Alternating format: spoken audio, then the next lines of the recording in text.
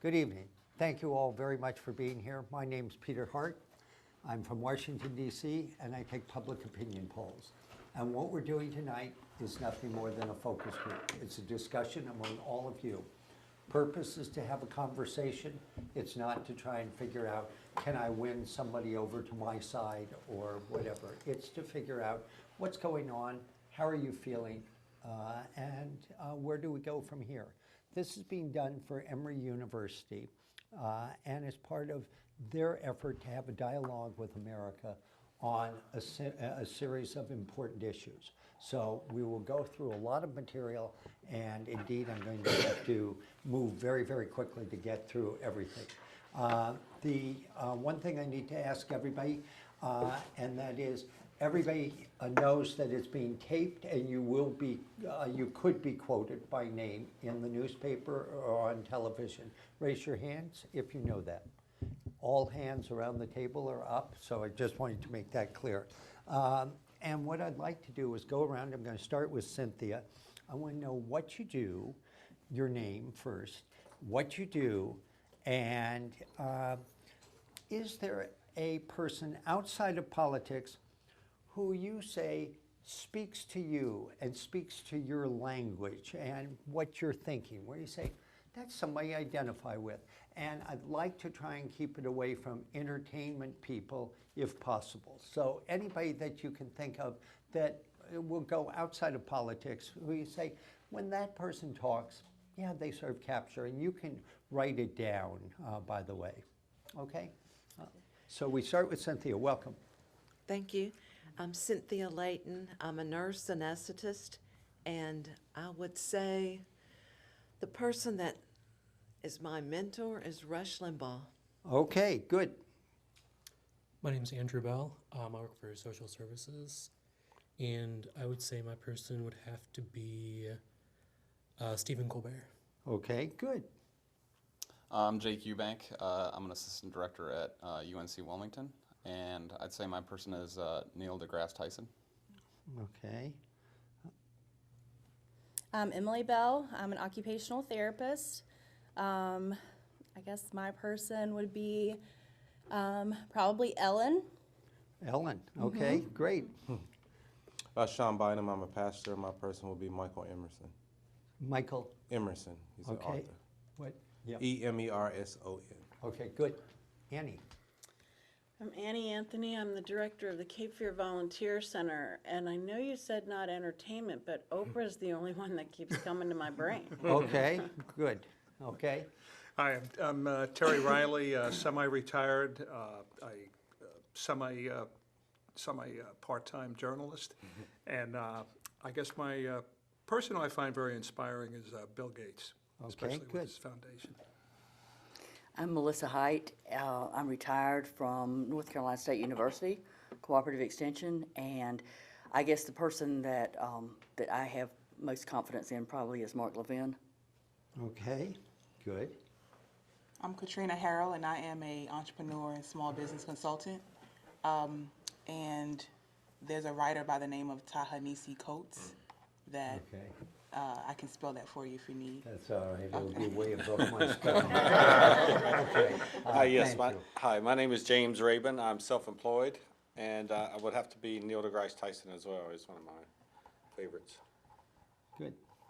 My name is Michael Lamoni, self-employed, and I would say probably David Glenn. Bean. Help me out. David Glenn, Glen. Yeah. Sports radio. Okay, sports radio. Sorry, missed that one. Yep. Holly Royals, I'm a foster care supervisor, and today I'll say Trevor Noah. Okay, good. Okay, great. That's marvelous. Let me start off very quickly and ask you for a word or a phrase to describe the way you see things going in America.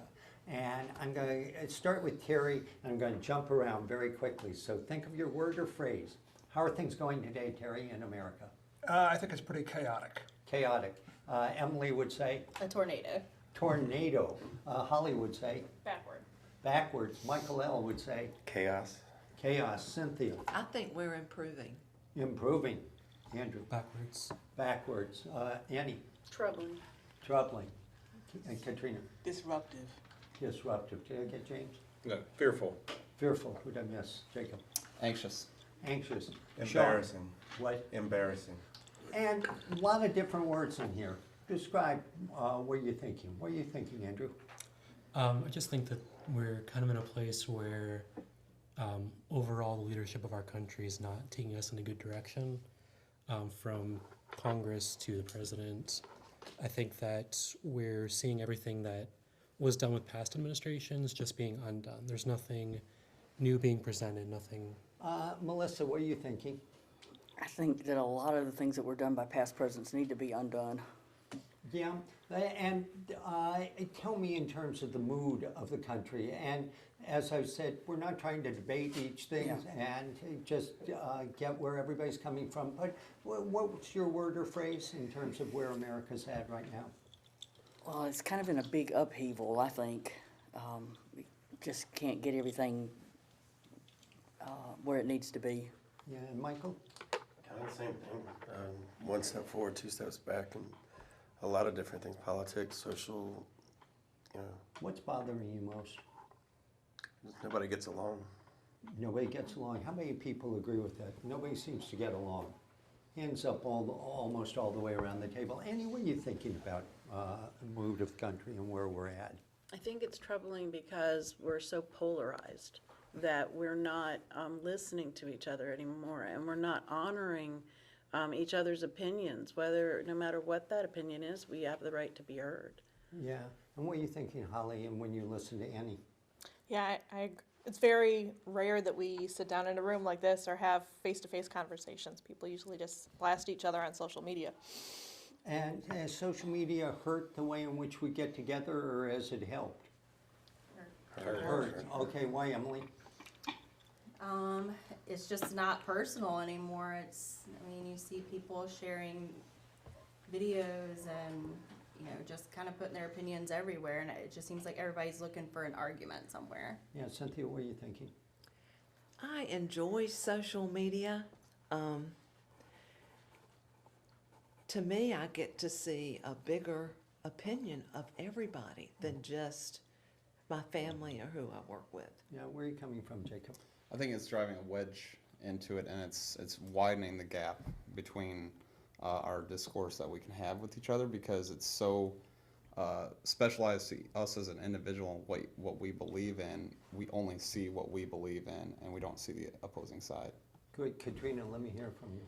I think it's great. I think the disruption is good because it's revealing what's true. I don't think we stop listening to each other. I think everyone's opinions have always been the way that they are. We just never had platforms to hear it. Yeah, and I think we're now getting the truth of people. And Melissa, where are you coming from on this?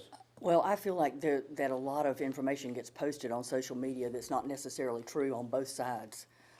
But people, because it's like if you're on TV or if you're in the newspaper, that's the truth, and oftentimes it's not. I mean, people can make up anything and put it on there and say that somebody said it or did it, and oftentimes it just creates strife rather than pulling people together. Okay, good. Let me do this. Somehow I had a feeling this subject might just come up. Let me hand one of these to each of you, pass it down, and what I'd like you to do is put your name at the top. Your first name's fine.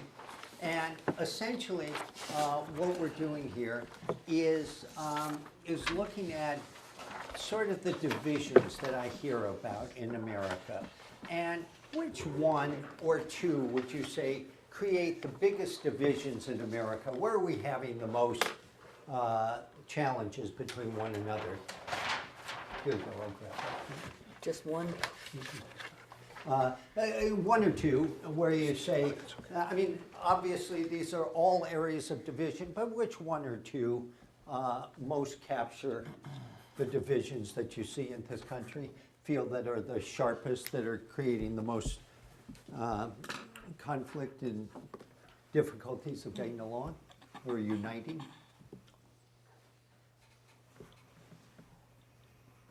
Everybody got theirs? Jacob, give me one. Religion. Religion. How many people say religion is a big divide in the country? Okay. Okay. What you got for me?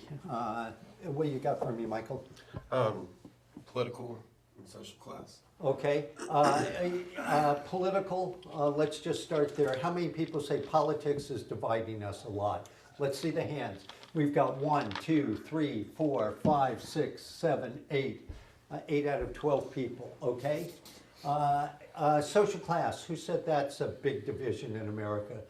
Couple people, okay? What you got for me, Melissa? Race. Race, how many people agree? Race is one of the big divisions. 1, 2, 3, 4, 5, 6, 7. Okay, good. Anything else? Anybody got, what you got for me, Terry? Economics. Economics, okay. 1%. Rich Yeah. and poor. Yeah, economics as well. Okay, 3 people did that. Okay, and did anybody put down geography? No, and how about generations, old and I young? think generations. Okay, good, you're leading a small parade, but it's a great parade. Okay, so of all the things on this list, people say politics is most dividing us. Why? Why do you feel that way? Anybody who said it? Sean, did you pick that? I did. Good, why? Because I think a lot of times politics divide more than unite because most people only associate with the policy or with the political party because of their family or what they've known before. Okay. And from my vantage point, it's a lot of ignorance versus education. Okay, So good. people- Who else said politics? Yeah, Andy, let me hear from you. I think the media and how now they seem to be like one channel's one party and one channel's the other party, and it's like it's just so divisive, and if there's not a medium ground anymore, and so it's just all very polarizing. Okay, good. Michael, you raise your hand? Yeah, they just don't represent their people like they're supposed to. You know, they're supposed to be, they represent their, not congregation, but, you know, their area. And it's more of a personal agenda, I think. Whatever their plans are, that's what they're going to do, and for their own self-benefit. Yep. Katrina? I think people have stopped thinking for themselves, and so they just pick a party because it seems whatever more supportive of their views, but they're not thinking for themselves. So there's more than just Democrats and Republicans. There's thinking people. Uh-huh. And so you feel, but this is the division that's happening in America, the schism. Who else had parties? Yeah, Jacob. I think it's just kind of going back to just driving that wedge between us where we're so naive that we're just believing everything everyone says. And instead of looking at a graph and saying, well, where'd you get that information? We're just seeing the graph and saying, oh, well, now I know. So Okay. it's... Yeah, let me hear from you, Sean. And I would say, really, before the invention of social media, people thought a political party was more aligned with what they're thinking versus what it really is. And now that you have social media, you have so many people from different parties voicing their opinions, and you used to think that was a Republican, or that was a Democrat, that was an independent. But now that you have social media and it's kind of flattening the world, you see so many varying opinions of people who say they represent a certain party. Yeah, good. Terry? Yeah, what's really kind of sad when you look at the media today and somebody reports that there's a bipartisan effort, you know, that's really big news. Right. And 20, 30 years ago, that's the way we got things done in the country. And we look to our leaders and there's nothing there. Why did it happen? Why did it happen? Yeah. Difficult question. I think, you know, just a gradual evolution, you know, people becoming more professional politicians, worried more about being reelected versus helping the country. I like that phrase, professional politician. I think people are being exposed to more now. Back before social media and all the cable channels and everything else, we had to think more about you know, what our beliefs were. But now with all of this, it's like it's all over the place. The other issue that you all clustered around was race. Talk to me about race. It's the biggest division. What's going on here? Did you choose it, Holly? It wasn't one I picked as the top two, but would be at the top. Yep. And I think it goes to what Katrina was saying earlier, that people are vocalizing more ways that they've always felt. And so I think it is out there, people's personal beliefs. And so I think, you know, it's stirring things up that have been there, and it's building. Yeah. Andrew, you want to add to it? And I agree. I think it kind of ties in with social media. I think people feel like they have more of a voice to say what they want to say, and they can see other people saying the same thing. So it opens up maybe ideas or opinions that people always had, where it was just personal before. Now they can just blast it across social media and everyone sees it. Yeah, was race important? Was that one of that you picked? I really think the media wants race to be a bigger thing than it really is. Okay, but 7 people selected it. Did you pick it, Emily? I did. Tell me about it. What's going on? I don't know. I feel a lot of divide between races that, you know, I don't like to feel or like to see. But I guess that's what's happening. And why is it happening? I don't know. What's happening, Sean? I believe fear and hatred now have a face, and before we thought it may have been behind the closet. And what I mean by that, you can look at the leader of our country. He seemed like he's putting a face to hatred, or supporting hatred in certain areas. And now you can see fear being expressed from all sorts of avenues. You look at Charlottesville. You listen to what they were chanting in Charlottesville. You will not replace us. Then they listed everyone besides the non-white people in power. So it's just a fear. How many people thought Charlottesville was an important event over the course of the last year? Why was it important? Let me just go very quickly. It was important because. How the president failed to respond, I guess. Okay, Michael. How it was handled after the fact. Well, I believe, just like you said, it brought it to the forefront. These guys aren't hiding anymore behind their sheets and the rest of it. They're out there and thinking they're emboldened. Katrina. It just reveals what's always been there. Well, I have a problem with the labeling, because I think sometimes people get lumped into a group that maybe shouldn't be there. And that's the biggest thing I think that's driving racism in this country. I mean, how do you know how I feel? Yeah. Again, Charlottesville? Yeah, I think it kind of shocked a lot of people that there was such a large group of national supremacists, or whatever label you want to put on that group, that could still kind of survive and be out there and have a pretty good support base. Okay, good. Annie? I think it was a change in the tide, that the people who were quiet were now getting louder, and the people who were trying to express their opinion became violent, and it was shocking. Sean? Like I said, it gave hatred a face. Yeah, Emily? I would agree with Holly and Mike, you know, just how everything was handled afterwards. Jacob? I think it was galvanizing and surprising, and I say that because I read an article titled "Today a Nazi Killed an American Woman in our country," and that, you know, things back in our history, that was very enlightening. Andrew? I think it ignited a conversation. It made people realize that we're not in a post-racial society. Race is still something that matters. There are racist people out there. I think it was staged. When you talk to people from Charlottesville, they knew none of those KKK members, none of them. And people said that those people were bussed in. The locals and the people at the university, they were shocked. They did not recognize these people. And then afterwards, they're all gone. I think it was a setup. Is set up by? I would say people that want to stimulate strife. Okay, okay, I'll leave it at that, but let me ask a question. Who's the last president, when you write it down, who you feel united this country? Last president you can think who helped unite this country? Helped unite.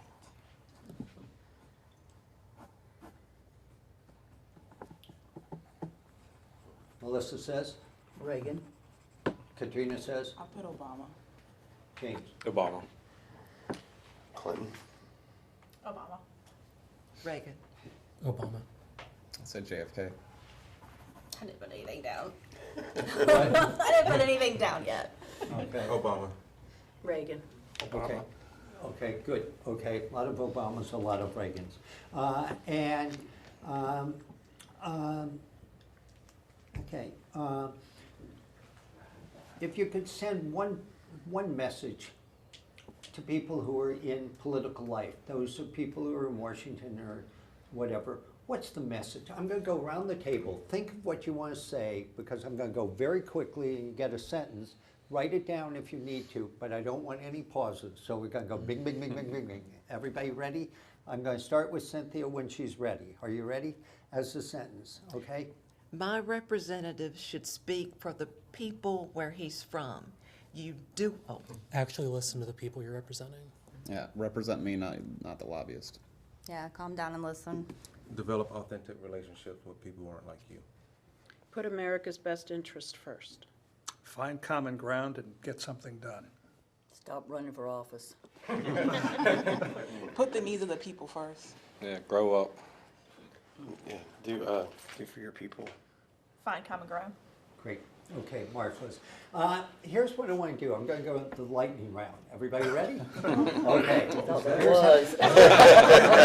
Get your hands for the buzzer. Okay, here's how it works. I'm going to read the name of a person, and I want you to give me a word or phrase to describe how you feel about that person. So if I were to say Ronald Reagan, don't say former president. I know he's former president or dead or whatever. I want your feelings about that person. So I'm going to go very quickly, and we're going to go around the horn, as I call it. I'm going to start with Holly, and for the first name, I want you to give me a word or a phrase that captures what you think about that person. So I'm going to start with Holly, and what's going to be Donald Trump. So everybody think of the word or phrase, okay? Ready, set, go. Incompetent. Let's start again. We're going to go straight around very quickly. Is everybody ready? Here we go. Okay, go. Incompetent. Babbling fool. Childlike. Troubled. Loose cannon.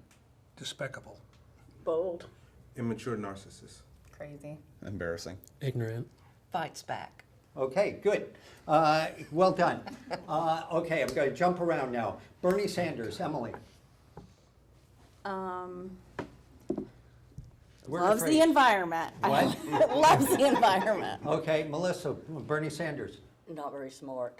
Terry, Bernie Sanders. Real. Michael, Bernie Sanders. Holly. Progressive. Andrew. Passionate. Okay, Sean. Authentic. Okay, Jacob. Liberal. Paid off by Hillary. Okay, good. Okay. Next person. Terry, Mitch McConnell. Sleazy. Mitch McConnell, Sean. Insecure. Andrew. Spineless. Hate Steve Bannon. Holly. I was going to go with spineless. Okay. Confident. What? Incompetent. Incompetent. Yeah, narcissistic. Not familiar. Just a lot of lip service. Done. John? Done. Okay, good. Okay. Joe Biden, Sean. Savvy. Cynthia. Loser. Colleen. I love him. Andrew. Smart. Katrina. Smart. Melissa. I think he's a nice guy. Emily. Neutral. Jacob. Level-headed. Michael. Smart. Okay. I'm going to go around the table on the next two. Okay, so I think I'll start with Terry, and we'll go clockwise all the way around. So are you ready? No. And if you don't know the person, just say don't know. Okay. Okay? Roy Moore. Unbelievable. In the news. Not familiar. Troubled. Not familiar. Scum. Scapegoat by Democrat playbook. Disgusting. Needs to step aside. Don't know. Pedophile. No clue. Okay, good. Okay, last person, we'll go around at the table. We're going to go counterclockwise, and we're going to start with Andy. Okay, are you ready? Okay. Everybody ready? Here we go. Hillary Clinton. Annoying. Outmatched. Crook. Needs to quit. Scapegoated. Thief. Intelligent. Killer. Troubled. Made a good effort, but just not the right time. Despicable. Sore loser. So let me just ask one quick question of people, and that is,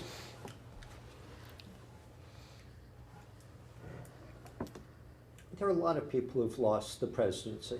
You know, obviously John McCain did, Mitt Romney did, and you can go straight back through various administrations and various people, John Kerry, et cetera.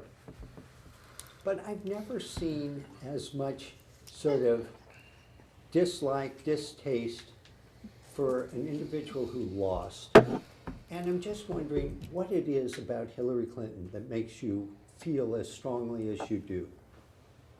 Annie. For me, it was Benghazi. My father lived over in Iran and was there during the hostages being taken. And if the Swiss or Switzerland embassy had not opened up and been safe for them, he wouldn't have gotten out. I expect our embassies to be safe, and I think she let our people down. Okay, good. Nice answer. Emily? I just don't trust anything that she says. I just feel like there's always another motive behind her. Okay. Katrina? I think the biggest thing for me was during the Clinton presidency when she supported, the imprisonment of young children, calling them super predators, and which led to a lot of mass incarceration of African American and brown Latino boys. Okay, good. Andrew? I think it says something that she was insanely popular as Secretary of State, but when she was deciding to run for president, then that's when the attacks came in. So I think she faced a lot of unfair attacks from both sides, and it just never gave her a chance. Yeah, Holly? Yeah, I mean, I think she was prejudged for a lot of different reasons, and not really given a fair shake. Michael? I've just never liked her from when they were in Arkansas and Whitewater and all that. And just James? She came off as very arrogant, like she pretty much had it done and didn't really have to think she had to listen to any of her constituents anymore or anyone else with it. So. And last point, Cynthia? Crooked Hillary fit. Okay. The rules don't apply. What? The rules do not apply to her. Okay, good. Okay, here's one other thing I want to say. Write down on your paper there, not on the notepad, but on your paper. Write down 3 words you think best capture Donald Trump's first year since he was elected. It was a year ago since he's been elected. What are 3 words that best capture him?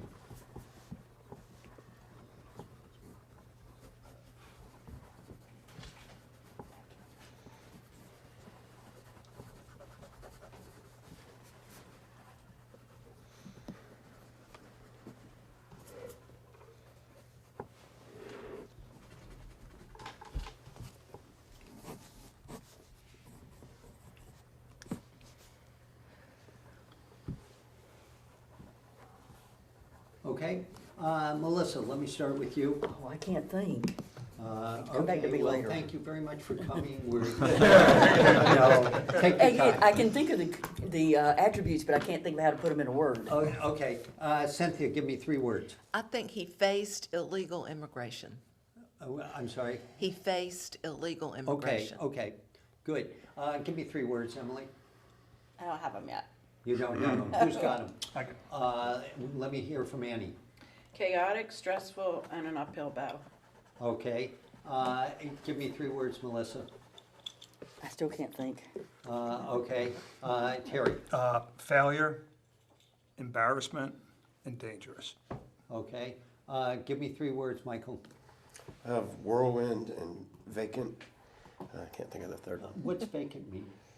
It's just he's not been there when he needed to be in some things, like that, like Charlottesville, and I mean the wall was neither here nor there, but just some other issues that he could address that you just, he's out doing other stuff. Good. Emily, you have any words? No. You're wordless. I am wordless. Okay. And It's what been a are you- long day. Yeah, okay. Jacob, you got some words? Yeah, unpresidential, child, and reality television. Katrina, what'd you say? Chaotic, disruptive, and divisive. Okay, who else did I get to? Andrew? Corrupt, chaotic, and divisive. Holly, did you? Chaotic, embarrassing, and antagonistic. Okay, Mayhem, nightmare, just disconnected. okay. Everybody got their words? I'm gonna go around one time. So Melissa, even if it's one word, I want one word. And Okay. Emily, even if it's one word. Don't shy away from who you are and where you are. But I wanna go around one time. Everybody got their words? And I'm gonna start. And the question I have is, thinking about President Trump's first year, what three words would you use to describe the first year? Chaotic, embarrassing, and antagonistic. Whirlwind, vacant, and chaotic.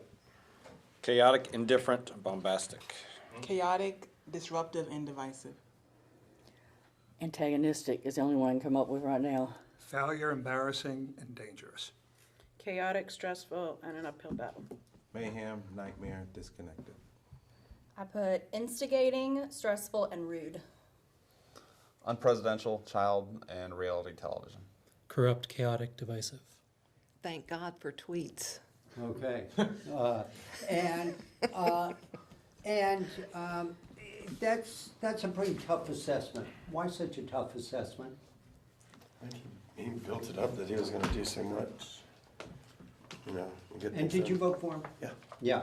And he built up, and you expected so much? Yeah, I mean, in like the first day or whatever, and they show him just signing everything and putting all these bills in place, but I mean, they were all hot air pretty much. Emily, did you vote for him? I did. And your words were, I thought, chaotic. Instigating, rude, and stressful, like Amy said. And what are you telling me? You know, kind of piggybacking off of what Mike said, I feel like he, told the people that he had all these big ideas and big plans, and it just seems to kind of roll to something else. It's like nothing is ever really accomplished. Annie, you voted for him? I did. And your words were? My words were chaotic, stressful, and an uphill battle. And I made a note of, like, while I thought his ideas appealed to me, since he's been in there, he's embarrassed me by his behavior. How? He behaves unpresidential. The words he uses, the tweeting, he dresses nice, and Melania's looking good, but he's not when he's away, he's great being a president. He's the showman. But at home, he's kind of like I can't imagine how they let him build a country club, let alone be in one, because we don't behave that way. And I've been surprised that a billionaire would behave the way he has. You were nodding along, Melissa, as she was talking. Talk to me. Well, you voted for I him, said, right? I did, and I said Yeah. antagonistic. I had high hopes. I think that he just goes about things in a way that gets everybody's back up. He doesn't facilitate working together. He comes out with these grandiose ideas, and there's no follow through. It's a lot of talk, and I just had such hopes that maybe some things would be repaired. The whole country would be better off with him as president, but he hasn't acted presidential at all. The tweets bother me. They may be enlightening to some people. I'm not a tweeter, but to me, it's like firing off these tweets. It's just childish a lot of times. Cynthia, you're supportive of him. Yeah. You hear other people, you voted for him. Tell me what you're thinking. I like him because he talks like my neighbor talks to me. I don't need an elitist person talking down to me. So that's why And it works. the media does not give, I think, an honest opinion. That's why I turned off cable 10 years ago. I read my sites. I listen to his tweets. The media is definitely slanted against him. Yeah. Okay, how many agree? The media's part of the problem, and they're slanted against Donald Trump.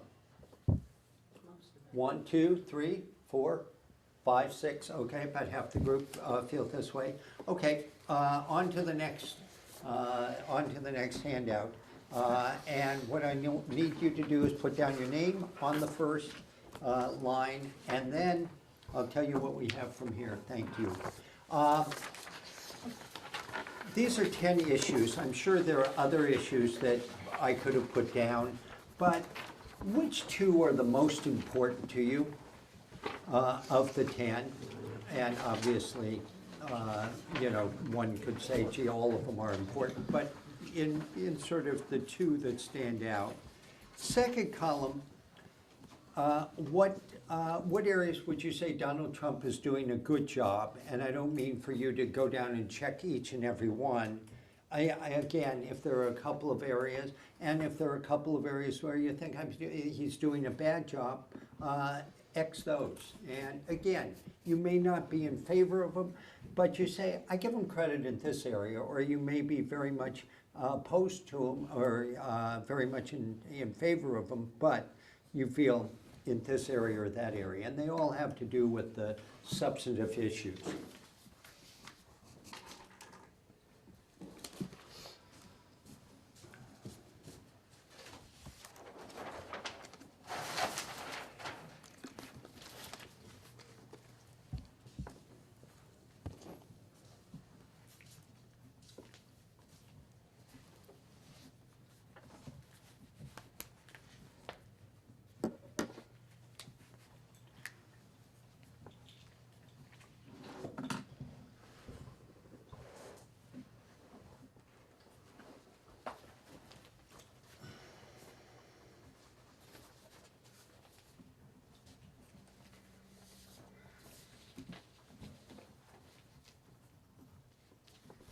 Okay, we're about ready?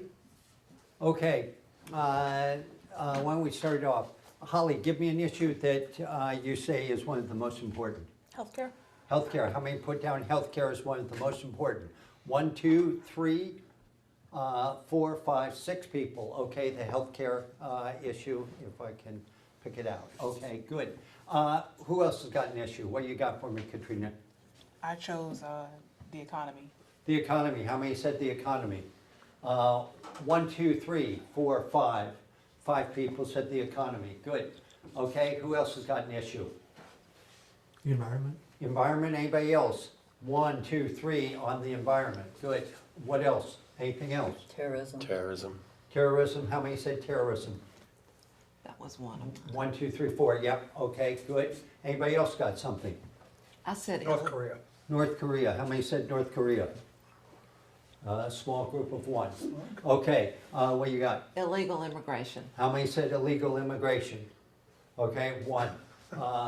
Okay, who else? Did anybody put down Russian election interference?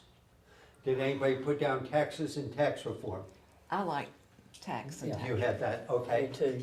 Who? Okay, so we got 2 there, okay. Okay, anybody else? Opioid addiction? And opiate addiction. Okay, anybody else have that? That's 1. So we, and did anybody put down racial tensions? 1, 2, okay. Good, so basically, the economy and healthcare are the 2 big issues. Anybody want to say anything about the economy or healthcare? Just a quick glancing remark. The reason I put it down is, in terms of the economy, is? I think we need more jobs and more We need more opportunities to jobs start and- jobs. Who else put the economy down? Like, Yeah, I think a variety of jobs for different education and backgrounds. yep, Annie? I don't think we've recovered completely from 2008. I know in the nonprofit world we haven't. There's nobody giving us money. Okay, good. Okay, and then we had, where am I losing it? Healthcare, 6 people. What do you want to say? Anybody who said healthcare, you gotta give me a quick reason why. I think it's better than it was before the Affordable Care Act, but when you still have people going bankrupt for medical bills, that's unacceptable. Okay, good, that's Andrew. Who else? I don't think we actually tackled the healthcare problem, which is the cost of healthcare Right. itself. Okay, good. Who else put down healthcare? I did. Yep, I think that the payer mandate. The Single individual payer payer mandate is a big issue. Okay, good. Anybody else? Yep. Yeah, Terry. in kind of a backhanded way, I don't think Trump has done anything to advance it. He said he was gonna repeal Obamacare on day one. Right. But in a way, he's actually created a situation where the Republicans realize it's an impossible game, and they're starting to talk to one another, Democrats and Republicans working on a bipartisan deal. So in a backhanded way, he's really maybe gonna advance the situation in Okay, healthcare. good. Anybody else? Okay, I'm gonna leave out the others, they all got votes or whatever. And if we were saying, the area that Trump has done a good job in, who's got it? What you got for me, Cynthia?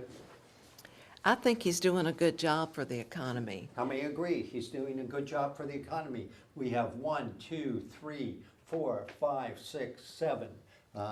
Both parties are on this, and he's doing a good job. In what way, Katrina? I think his attempts to want to bring economy, jobs, infrastructure, construction, I think those are good moves as a businessman. I mean, that's what he knows, business.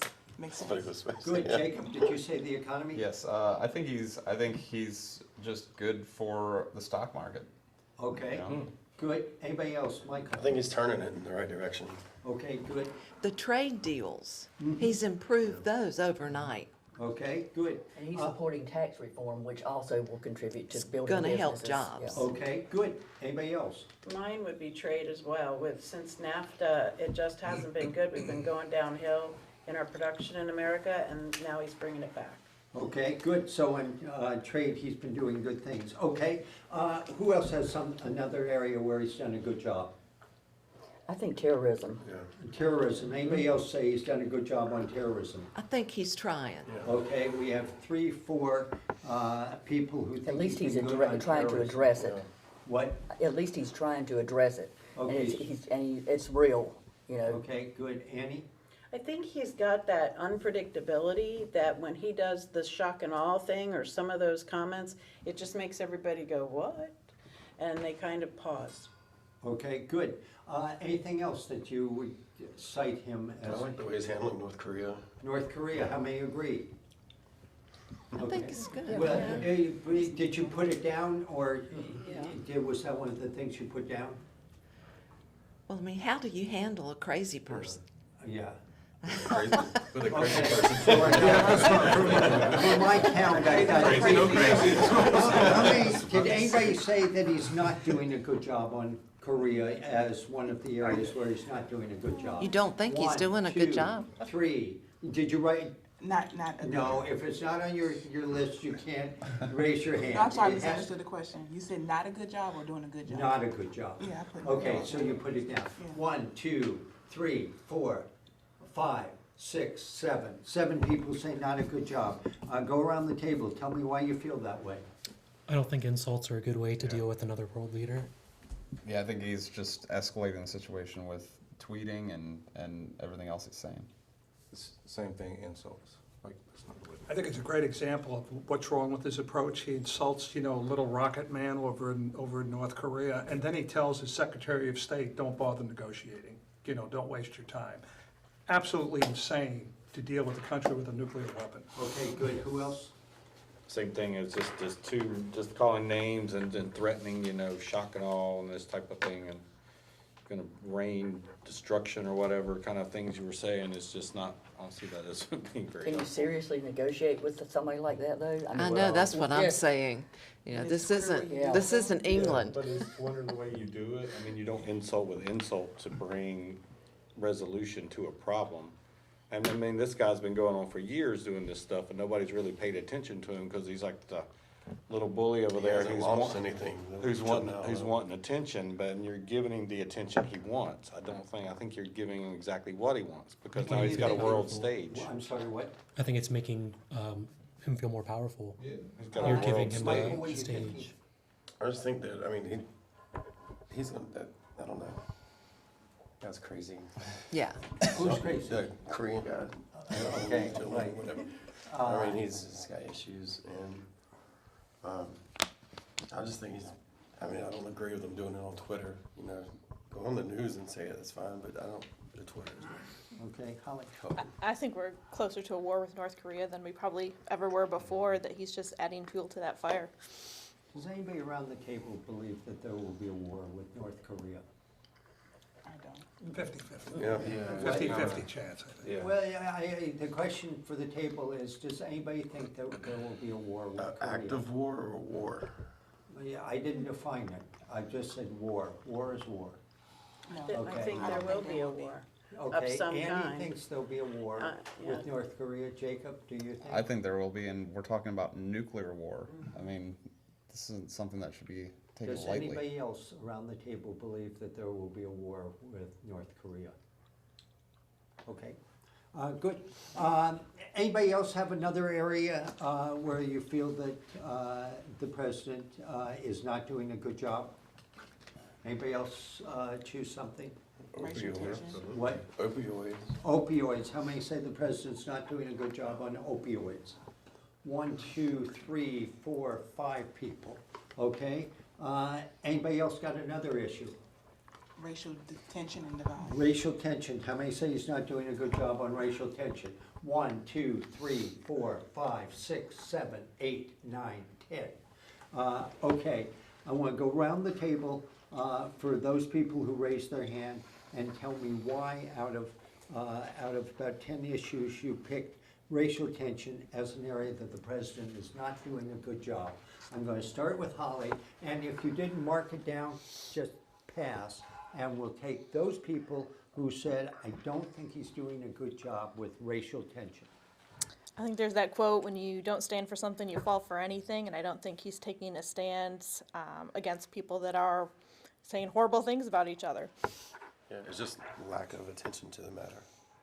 His comments after Charlottesville have pretty much said what I think how he feels about the whole situation. I think he's perpetuating and revealing the white supremacist mentality that a lot of elitists have in this country. Pass. It's been said. I said that he was not, he doesn't consider how his words will incite people or hurt them. I just think his rhetoric encourages hate. I agree with pretty much everything that everybody has said. I just don't think he's condemning action on both sides, or on one side. He's empowering racism. Pass. Okay, good. Okay, anybody else have an issue which I've missed on that front? Environment. The environment. Okay, Yeah. and good. What do you want to say about the environment? How many said the environment? Whoa, 2, That he's not doing a good 4, job. 6, 8, what? For him not doing a good job? Yeah, not doing a good job. 8 people said he's not doing a good job. That's a lot of people who are feeling that way. Why? Because he pulled out the Paris Treaty to start with, that 100 other countries have signed to agree to try to lower the carbon emissions. Because it's been proven time and time again by paper after paper, scientist after scientist, that we are having an impact. And to think we're not having an impact is just really idealistic idea of there's nothing there, that we can do whatever we want and it's not going to affect anything. It's just. Okay, good. Cloud Others who, mind. Terry, and Yeah, followed by Andy. I think what sums it up, when he was campaigning, he said basically, climate change is a Chinese hoax. And that tells it like, no fact-based decision. Okay, anybody else? Those countries signed the Paris Accord because they were going to receive money from the United States, not that they were going to change anything. Well, they get help to do that with the things. They were going to get money from the United States, simple as that. No, I think it's a lot deeper than little that. deeper I don't than think that. you quite understand the science you're speaking of. Okay, who else, Andy? My problem is that he wants to privatize some of our national parks, and I think that would be a travesty. Looking at even doubling the cost will prevent many people from even getting to see the amazing beauty we have here. It's distressing. Yes, I think Last point. he's basically just trying to help his friends out. He's removing regulations. He's not draining the swamp. He's filling it up. I'm going to give you a chance to have a magic wand. Okay? Here's the magic wand. Katrina's going to be limited.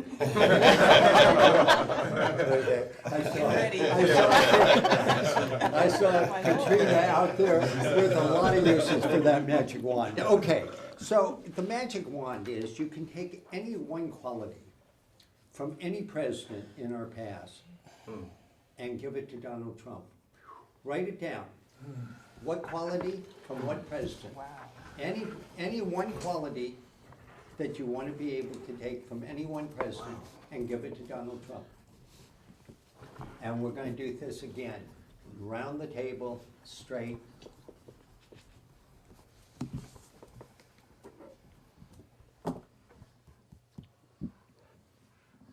Everybody ready? Okay, we're going to start with Cynthia. I would give him a little more humor from Reagan. Okay, Reagan humor. Okay, good. President Obama's grace. Okay, grace from Obama. Someone who. In fact, let me start it again. I won't repeat what you say. Emily, you have, you can take any one quality from any president and give it to Donald Trump. It's a magic wand. Hold it, you get to write it down, and I'm gonna go around the table. I'm gonna start with Cynthia, and I'm just gonna go bing, bing, bing, bing. I won't repeat it. Okay, go. I said humor from Reagan. President Obama's grace. Somebody that's inclusive, that listens to both sides of an argument. Okay. Before making a decision. I'm gonna start again. Give me a person, and then you can do the quality, okay? Oh, the person, all right. Okay, president. Okay, here we go. Everybody ready? Very quickly. I would give him Reagan's humor. President Obama's grace. Obama's inclusiveness. I would say Obama's art of public speaking. I'll say all the presidents were qualified prior to this one. JFK's inspirational nature. I'd say JFK also, grace under pressure. I'll say Reagan's diplomacy. Obama's sense of discernment. JFK, social consciences. Lincoln's uniting. Obama's professionalism. Okay, nicely done. Okay, thank you. Good. Finish this sentence. No matter what anybody might say about President Trump, you have to give him credit for. Oh, you gotta start with me up there.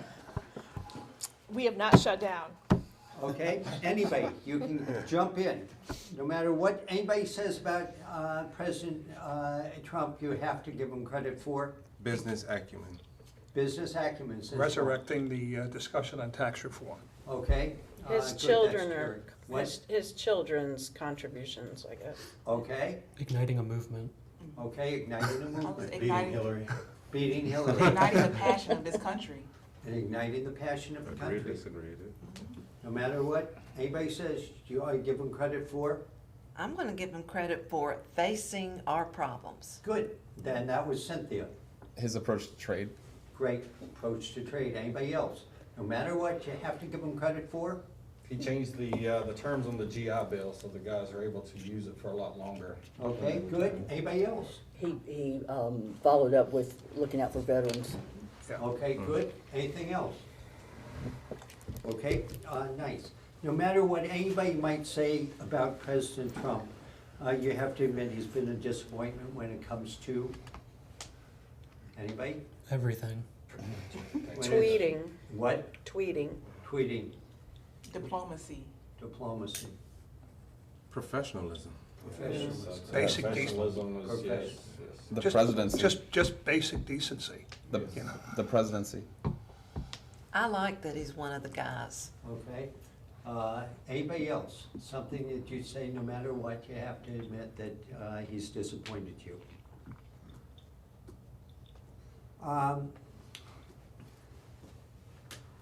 Talk to me about one other thing. I hear it a lot. I need to kind of understand it. Why is his tweeting so important to you? You've all brought it up one way or another. What is it about this tweeting that becomes so crucial to you and so absolutely important? What is it? He fires off in the heat of the moment.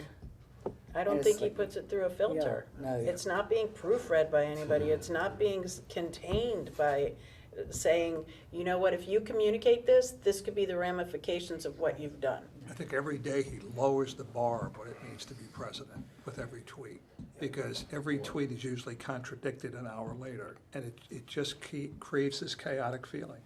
And the timing in which, like 2, 3 o'clock in the morning, and just maybe I'm just a little old, I'm just not used to hearing what my president thinks from his social media. And the personal attacks, just if he doesn't agree with you, he just goes for your person, yourself, not your ideas, not what you stand for, but your personal thing. He comes at you and calls you names and these types of things. I mean, what are we in the 3rd grade again? Come on, you know. He's it's almost like a bully. Yes, Like, that's we what try to I'm- teach our kids not to do that to each other online, and you have he's a doing bully, it. yes, an anti-bullying campaign on one, but yet the man is turning around and using his, you know, his position to do that very thing. And he's showing to me mental incompetence when he's tweeting, and we don't need, that's the last thing we need to see from our president. I mean, we already are like, why is he there, some of us anyway, but if you're gonna be there, try your best to be professional, and he's just showing the entire globe his mental incompetence, and it's dangerous. I think it speaks to who he is and how he speaks. He doesn't have ideas. He speaks in taglines. He'll say one thing, but there's no meat behind what he's saying or what he's proposing. Melissa, does his tweeting bother you? It does when he, like I said before, when he fires off things without any kind of filter and without thinking about what the ramifications are. It's the things he says, it's not the fact that he tweets that bothers me. I don't have a problem with anybody tweeting, but it just, to me, it comes off as being childish, and it's, he should be above that. He doesn't need to create issues like that. A lot of his tweets are about himself, talking about how great a crowd was, or how many people loved him in Puerto Rico, or talking about how all the votes were, you know, all these people voted illegally, and that's why he didn't win the popular vote. I mean, this stuff comes up a year after the election. Cynthia, you're a loyalist. You like Trump. You admire him. Is there anything about his tweeting that bothers you? No, that's how I hear from him. Good. Talk to the others who don't see this, because obviously there are a lot of people who follow his tweets, and obviously he has a fan base, and it doesn't happen to be necessarily represented around here, but voice that opinion. The media does not give you a true opinion of what's going on. They give their side. You have to find really what's going on your own. And I appreciate what he tells me. It kind of gives me a little incentive that, yes, he's realizing this is happening.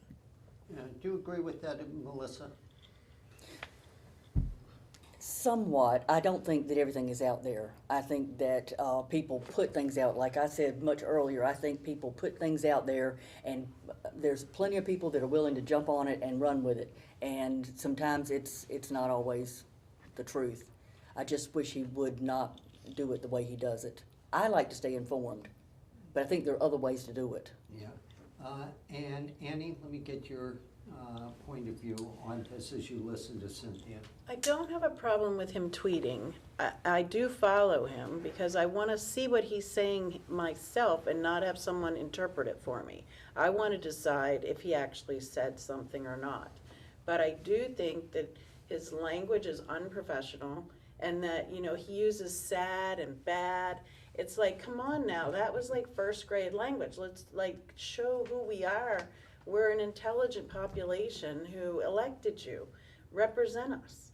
I mean, I just think sometimes he pulls himself down. Emily, you voted for him. Yeah, I think Cynthia makes some really important points. How do you look at it? Well, I don't typically look at Twitter, so I just don't think that that's the avenue to speak to the people, especially when you hide behind tweets and say things there that you might not say elsewhere. A final question I want to ask, and then I'm going to switch subjects, but I want to start with Cynthia because I thought she made a very compelling point, and that is, you know, what we write, what we do, what we say, always tells us something about the person we're talking to or about ourselves. And what does his tweeting, and President Trump's tweeting, tell you about him? What does it say about him, how he approaches the job, et cetera? I want to start with Cynthia because I thought you made a good point earlier. I'd like you to sort of kick it off. The importance of his tweeting in telling you something about him. So it's almost a psychological profile. Well, to me, I think his tweets are simply what he honestly feels. And because he says he uses white and black and doesn't give you all these flowery descriptions about it, I appreciate. Okay, good. So he's direct, he honestly tells you what he feels, Yes. okay? I'm going to try and condense it around. I'm going to have you do it again, and then I'm going to hope to buzz around very quickly. I think he's direct and he tells you like it is. I think it shows who he is and his narcissism. I think he believes that he's speaking to the people, but like the fireside chats of FDR and everything, but it's not the way to do it. That he's a bully. Narcissistic. I think it shows that he doesn't sleep much and he's working a lot. I think it confirms and gives irrefutable evidence that he's a serial liar. There's been over 1,000 documented lies that he's made, and most of them have been on Twitter, and it's been done by the right-wing media and the left-wing He media. does not have the corner on that market. He's not a professional politician. I think that this is his way of thinking that he's speaking to the people, even if he goes about it in an odd way. But he really doesn't need to provide fodder for people to just sitting there waiting for something to jump on. And there's plenty of those. I think he's just showing that he's a narcissist, and I think with Cynthia's point, I think that it is good that he is sharing what's behind the media, but his approach is completely narcissistic and it's showing mental decay. Yeah, just very immature, just in his whole approach with things, just an immature narcissist. I mean, there's no filter, which I appreciate, for better or worse. Narcissistic, unstable bully. Okay. Covered a lot of that. That was great. Okay. I'm going to switch subjects on you now. And by the way, we've got a half a minute, and that is there anything in sort of the political element of this country that you didn't get to say, that you say, I came here in order to be able to say this? Does somebody have something where you say? I do. Oh, good. How did I know Melissa would be my friend? I feel like that there was a huge part of the population that was poised to hate Donald Trump, that they relish in the idea that if he is unsuccessful, that's what they're looking for. And I think there are people that just are sitting around waiting for that. And it's unfortunate that he has not been able to accomplish any more than he has, even though he's kind of in the right direction. But I don't think he could have not failed. I will say the same thing about Obama. I think the majority of people wanted him to fail, too, just as much as we would say people want Trump to fail. Okay. I think Trump, honestly, from a very business perspective, really has some good things that he could have brought and could bring to this country, and I see why a lot of people voted for him. I get that, but his approach, however, I don't understand why anybody voted for him. He's a good idea, but everything that he personally stands for as a human being, to me, that just negates even thinking about voting for him. Michael, did you have something you wanted to add? Anybody else? I mean, I agree with him. I mean, you kind of knew we were getting with him. You know, he was a loose cannon, and I don't want him dating my daughter if they were the same age, but at the same time, what we've had for years and years, not just Obama, but leading up to that, they weren't getting the job done as far as running the country, leading the country, which he's not either, but it was better than the alternative of a career politician. Okay, good. Last comment from Annie. I think we need to come together as a people, no matter what our president does or says, we've got to come together as a people so that we can keep moving in a forward direction. Okay, great. Guys were marvelous. Now I'm turning the subject on you, okay? and we're going to talk about opioids. And the reason we're talking about that is because that's one of the difficult subjects that Emory University is exploring. Talk about what? Opioids. Opioids.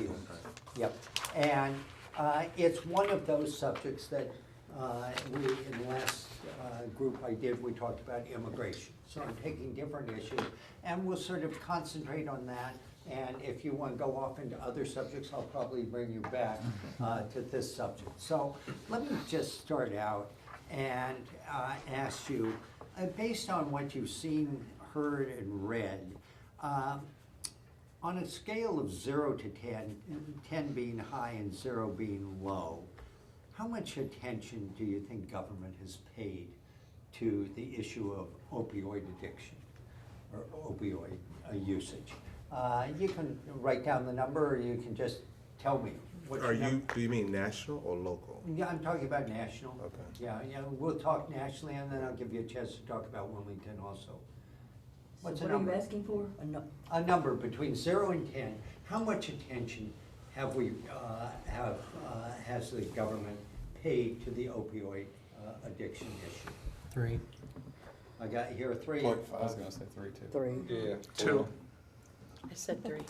Anybody say 7 to 10, the high end, that they paid attention? Anybody say 0 to 3? So about half the group are at the lowest part in terms of that. And why do you say that? People who chose 0 to 3? I think other than him making that one statement, we haven't heard anything from the federal government. It's not just Trump, anybody.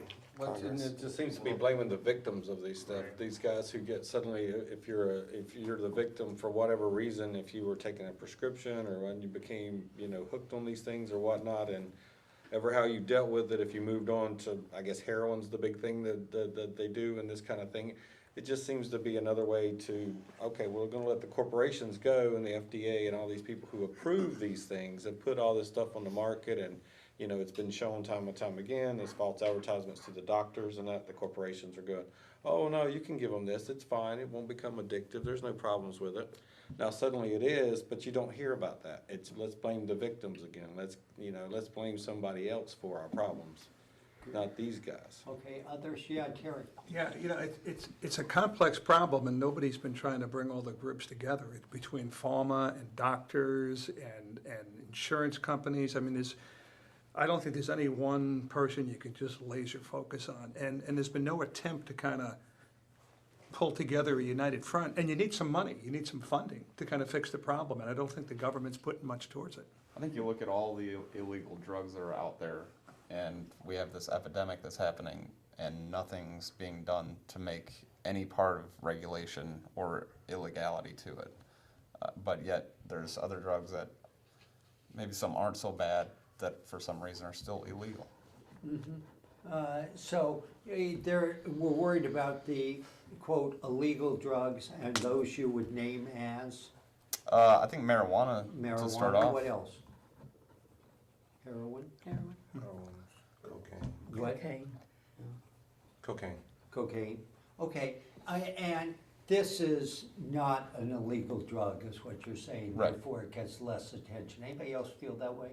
And nothing's being done about it. Nothing's being done. Andrew, thought about this subject at all? I think a lot of it comes down to effects from the war on drugs. I think we focused on punishing people and we didn't focus on treating addiction. So now the mindset is that if someone's addicted to a drug, it's their choice.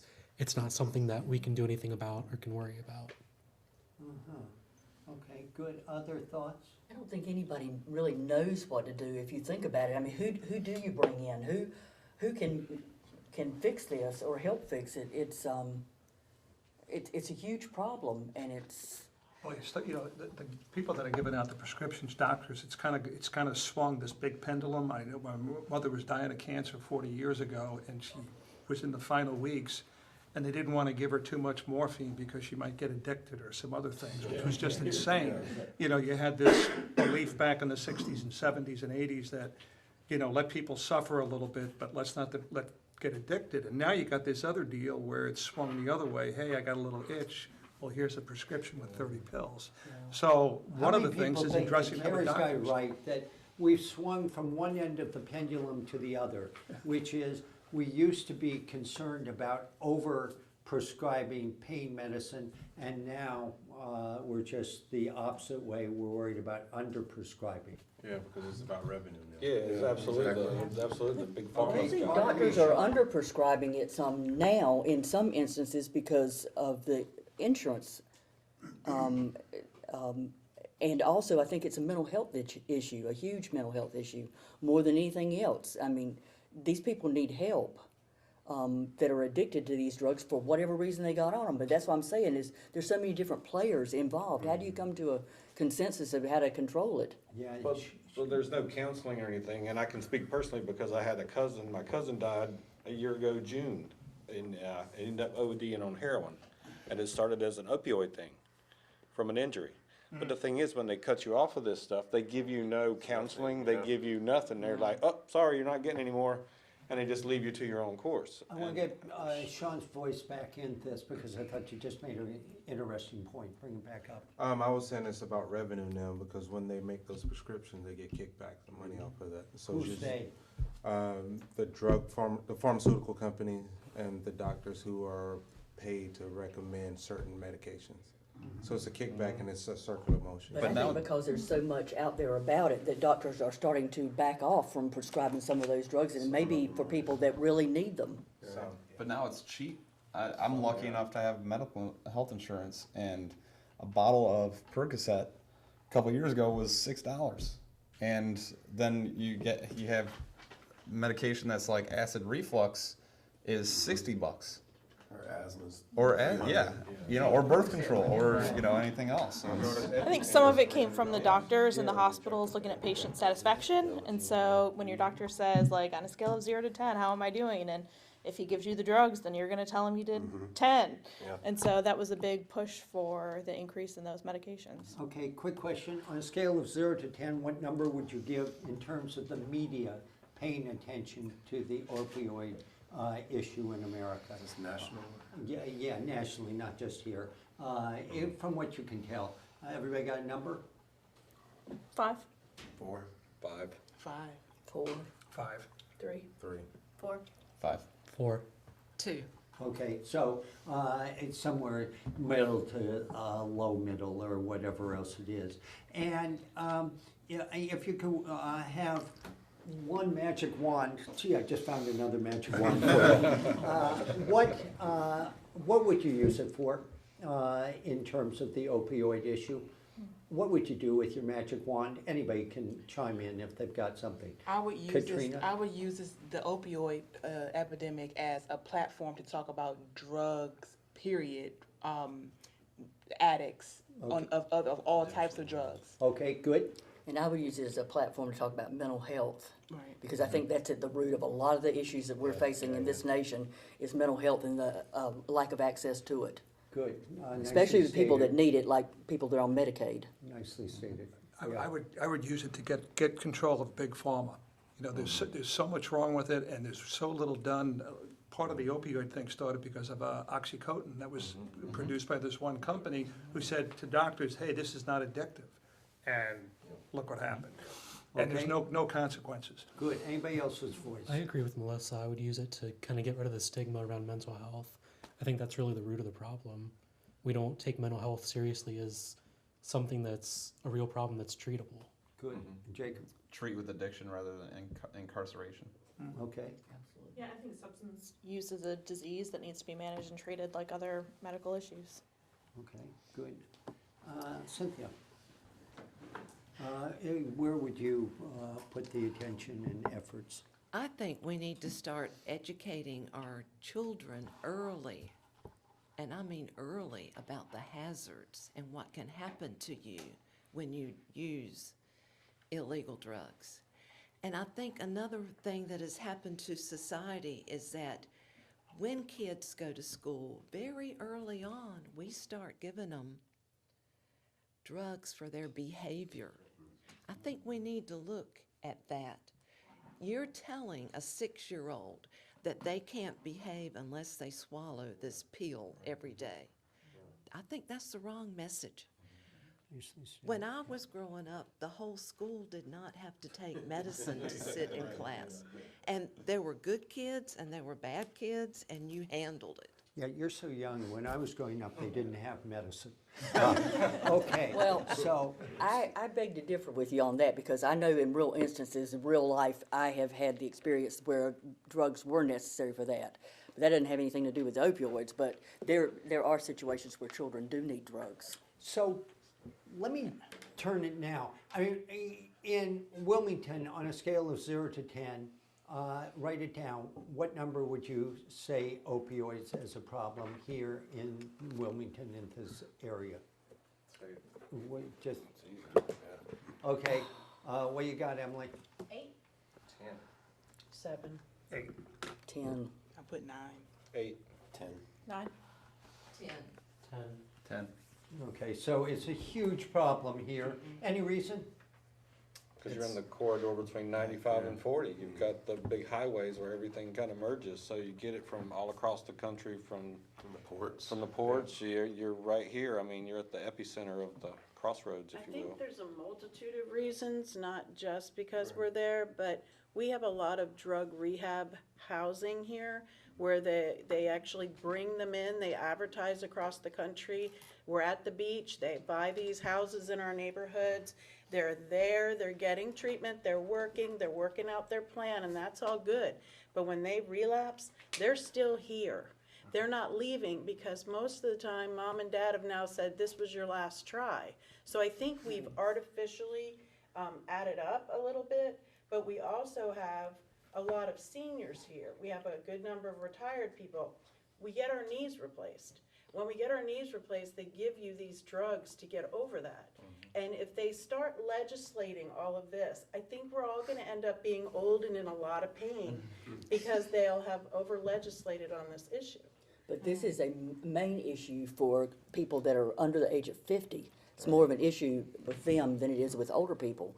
The older people are the ones that may need the drugs, but I think if the doctor will look at what's causing the pain more so than just slapping a pill in somebody's hand, then that could certainly help with that, because So I want to turn it quickly, and we're going to cover a lot of territory in a short amount of time, so I'm going to move fairly quickly. If it's an 8, 9, or 10 for an awful lot of people, a 7, 8, 9, or 10 is a problem here. Tell me if any of you have personal stories where you say, whoever it may be, and what the opioid problem is on an individual basis. Holly, do you have any story, or are you been fortunate and not really touched? I am a supervisor for foster care for this county, so I have seen directly our number of children in care increase and families falling apart. And how's that changed your point of view and how you look at it? I see how widespread it is and how it crosses all the different races, economic statuses, neighborhoods, areas, that it's a little bit of everybody that it's impacting. And it impacts the parents and the children and the grandparents that are raising these kids. Yeah, good. Emily? Well, I treat pain as a career, so I see a lot of patients that come in that take these medications, and while they help the pain, they never help the function. So I think that doctors don't do a good job of promoting therapy services, because we do treat pain and we do promote functions, and I think it's a great alternative to medications. Mm-hmm.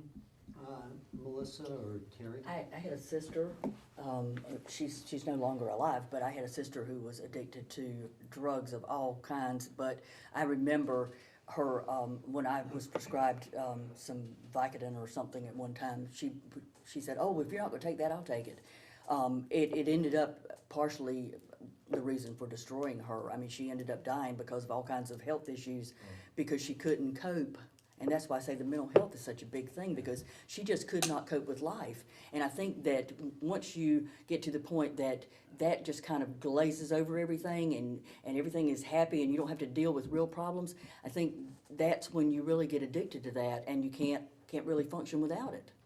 Other people, story, Terry? Yeah, almost like Annie said, I have a close relative that came down from up north who was fighting addiction for 5 or 6 years, came down here to a treatment center.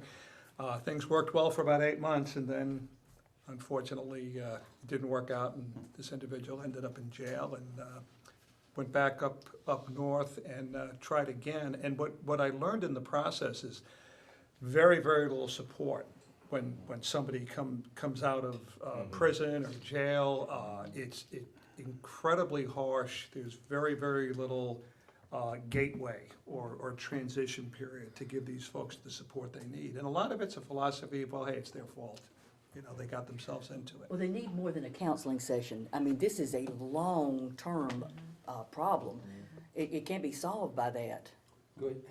Yeah, Annie, let me come to you right, and Michael, did you have something when you wanted to add? I've had, my best friend's mom, she was in a car wreck when we were like 21. So she got introduced to pain pills and she was working for a doctor, so she started stealing prescription pads and writing them, and she ended up passing away this year. I have nieces and nephews that have been strung out, panhandling at the hospital, wherever they can to get money. My sister had to kick all of them out, you know. I had another friend OD on heroin. Another friend hung himself. The one that OD'd, he was clean for like 3 years and relapsed, and his wife told him that, you know, pack a bag, we're gonna take you to get some help. And they found him in his car the next morning, with a needle in his arm. Yeah, I've lost 8 friends in the past 6 months. 8 personally. friends? Yes. And that was all heroin. It was all heroin, but it started with opioids or this or that or something else, and it just, I mean, it got tired of getting the phone like calls. you said, I mean, it's every aspect, Yeah, every walk of life. everything, every walk of life. So my friend, who I've been friends with for about 8 years, her daughter started doing drugs in high school, and then it progressed and she started doing heroin. Well, she got pregnant while she was doing heroin. And, you know, we prayed that the baby, you know, she'd keep the baby, not abort it. And, you know, we were idealistic by doing that. We thought it would be okay. But the baby was born addicted, and we had to be willing to stand with her because we said we wanted her to have the baby. So I babysat for the baby while the mother went to the port to get treatment and learn how to navigate life without. They put her on that Sublinox or something. It's like a replacement, and so she was on that the whole time instead of detoxing. She stayed on that, and they planned on just leaving her on that instead of weaning her. And so then, as soon as she stopped having to go to the port that was mandated by court for things she stole, she did all these things, the forging the prescriptions, all that. So the baby, beautiful baby, she you know, she went through the withdrawal, which was hard, but then the mother has custody of her, and now she's on heroin, living in a really not nice place. And so there's that precious new baby, and she's taking heroin, and you know, the mother, my friend, will call and say, you know, how are you? She's like, I've been in bed all day. Well, who's been watching Bella? Who's been watching the baby? And there's no answer for that. Yeah. Did you have a quick something you wanted to add? No. Let me then say you listened to all of these things, and what I wonder is how you look at it. Do you see it as sort of a personal responsibility issue? You know, a lot of people say people become alcoholics or they become addicted to gambling, and that's sort of personal thing, or you say it's a medical issue, more of a health dependence and that area, or do you see it as sort of more like it's a criminal issue and it's like drunk driving or drug addiction or anything else? How do you look at this issue? Where does it fall on the spectrum for you? I think it's a blanket. I mean, it covers everything. Some of it's, you know, because they're in a wreck or fall off a ladder, or some of it's, you know, the kids go and steal the pain pills from the parents or grandparents. And it's, you know, a little bit of, some of them, you know, are born with addictive personalities. I don't think you can put put a title on any one of them. I think it's a social issue. I think it's something that, like, a mental issue. That's something that socially, as a community, as a country, we really need to address, and also address it from even a racial perspective as well. Before opioids became this big hot topic in the 80s, crack was a big topic, and disproportionately African Americans were in prison for the exact same type of things that we're talking about now that we're calling mental health. It was not called mental health back then, it was called criminal activity. And a lot of communities were destroyed because of that. So I think revenue, business, all of that intertwines. Every aspect of this country has to kind of come up and look at this and say, wow, we have to address this. I think the pharmaceutical companies are a big player in this, the government, even going back to drugs like crack and cocaine. I think all of this is kind of more like, we're just the guinea pigs, we're just the ones that are suffering from something that's much bigger than us. Sean, you're sort of orally going along. Yes, I'm thinking about Reagan's war on drugs. It was an attack on the African American community, and it went outside of the African American community. And now we have opiate addiction. Now, not that we shouldn't be concerned about it, but now the face of the addict looks different. And the fact that it crosses all type of socioeconomics, now it's a bigger issue than what it was with the war on drugs that started in New York. So it is a social issue, but it is definitely an ethnic and a racial issue as well. Jacob, anything you want to add here in terms of the issue and whether it's more criminal or whether it's more personal responsibility or social? Where is it?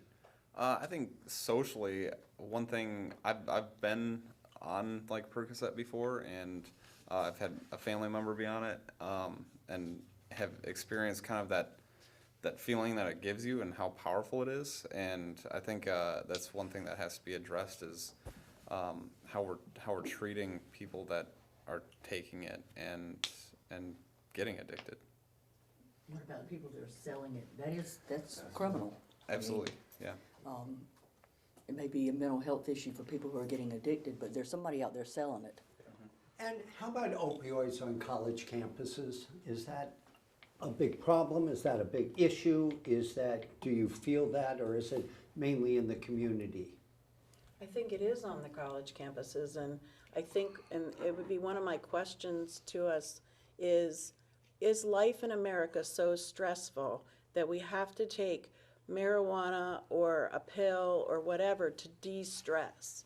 I mean, I know many a college student who is stressed out, and they'll take something, or they'll take extra Adderall to think clearer or whatever. And I think is America too stressful nowadays? Yeah, okay, and then let me stay quickly with my college and university just to get thoughts. I want to say Adderall, during exam week, you could get $100 a pill for Adderall. Where does Adderall start? In elementary school. That's what they're giving them. Okay. Just saying. Well, I'm just saying, if you've got somebody who can't concentrate, Just they use saying. Adderall. I was kind of shocked when my relative was down here, kind of got involved with some of the folks at the halfway houses and the like, and learned that there are a number of students at UNCW that are shooting heroin. And one of the reasons it happened over the last few years is it's so cheap. It's like $5 or $10 a shot or whatever they use for a fix. And so it's insidious, it is all over. And I'm sure UNCW isn't alone. This was a shot of what? Heroin. Heroin, okay. And Jacob, anything in terms of college campuses and what it means and what they should look at here? I think they definitely need to look at the Adderall. I've worked on a college campus, and I teach there, and you talk to a lot of students, and a lot of students are pretty open about taking it. And so there's some way this socially acceptable form is coming in there where they don't see anything wrong with it. So I think there needs to be an educational component to it. Adderall is not an opioid. Right, it's not an opiate, but if that's out there, then I think that Jacob's I think point, the rest of it is too. and Katrina's point, it is a societal issue. Like you look at music, media, whatever it is, it's about getting high, it's about the moment, it's about doing what you want and what makes you feel good. So sex sales, drug sales, that's what's happening. And then you have people that are just wired to be very vulnerable to it. You know, it is a disease, you know, for a lot of people. I It has to be drive treated Uber, that way. and the kids will, you know, I drive Friday and Saturday night, like 5 till 2. The kids will sit in the back seat and just talk about all the drugs they're using, or where they're gonna get it, or what they've done. They don't, I mean, they have no idea if I'm a narc or whatever. They just talk about it. And they're very free, just like Jacob's saying. They just, it's the norm. It's accepted at college. Encouraged. Yeah. There's definitely the social aspect, and I think we do have that medical aspect, that we have learned a lot more about drug use and the impacts and the brain chemistry, and that there is brain changes that occur during addiction, and that needs to be treated like a medical disease. So why did it grow so quickly? What happened? I mean, this wasn't an issue 20 years ago. Well, what happened? How did it spring up? Somebody has to be supplying it. Yeah. Cocaine, crack, opioids, all of that stuff. That stuff isn't like, I don't, Yeah, I it's want to coming stay here. towards the, on I know opioids. opioids, that's- But it's Yeah, the but ability still. to produce the Don't let you- synthetic stuff. Yeah. You know, it's easy to do that, and there's big profits in it. The factory line Whoever's too. supplying I mean, it's not, you don't have anybody mixing, you know, like cocaine was, you know, where they're just mixing it up. It's on, you've seen footage where it's just on factory lines and just pumping it out. It's like And constant. I also think it's kind of an economic thing as well, because while the companies are creating it, it's getting out there in the community, so therefore there's dealers that are out there selling it as well. But And these street drugs are not developed by pharmaceutical companies. Well, I know, I'm talking about the pharmaceutical drugs, because Okay. like, there are people that are on Medicaid or whatever, and they get access to these prescription drugs, and they find themselves in situations where they need some money, and they take their pills, and they can sell an entire bottle for $800 or $1,000 and pay their rent. And this is real. So they're getting the drugs from the doctors and from, you know, and these doctors are prescribing it because they say, yeah, I'm feeling pain today. It's a 10 today, you know, and it really may not be. But they know in the back of their mind, if they say this, they'll get the drugs and they can sell it. So, I mean, it's just like this cycle that, you know, there's a supply and it's creating People know demand. what doctors to go to that'll Okay. script happy. Katrina, because we know each other so well, has teed up my next handout. And what we have here is exactly where we've been. And if you put your name up at the top, and these are a whole bunch of different groups.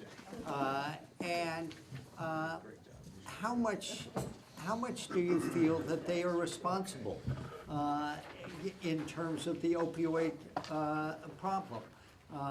And that's, you know, again, sort of look at it, and after you mark down each of them, tell me who are the two groups, check those, that you feel are most responsible. Who are the two that you feel are most responsible? Like totally responsible.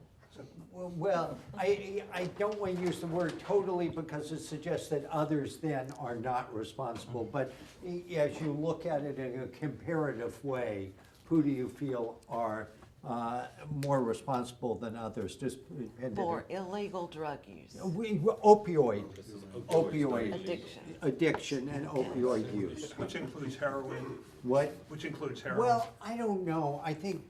I'm not sure that It's an heroin opioid. would. It is. It's an It is an opioid. opioid. Well, it is true, but I'm thinking more, I think Something towards, was legally manufactured. yes, legally Okay, yeah, manufactured. okay. Thank you very much. Yeah. That's why we brought Jacob into I'm the here room. for I knew Jacob could do something. Responsible for the epidemic. Yeah, in other words, the problem that we are facing.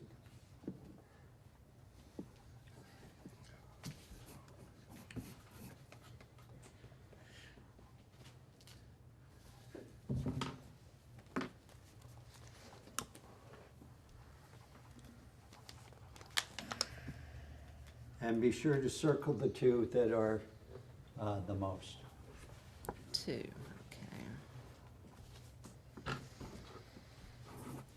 By the way, you guys have done great. Thank you very much. I really appreciate this good discussion.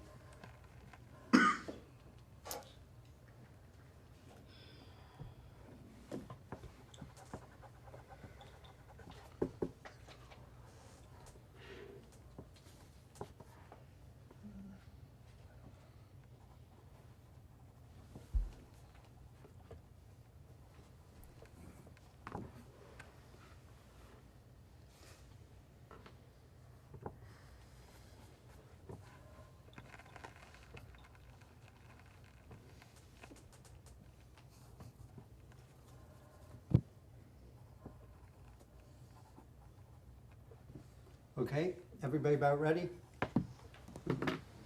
Okay, did you circle the two that you considered most important? I want to start with James. What'd you circle? Mainly pharmaceutical companies was the big one. Okay, that's F. How many circled F? We're going around the table. 1, 2, 3, 4, 5, 6. I got 9 out of 12 people circled pharmaceuticals, okay? Companies, okay? Who else has got one for me? Individuals.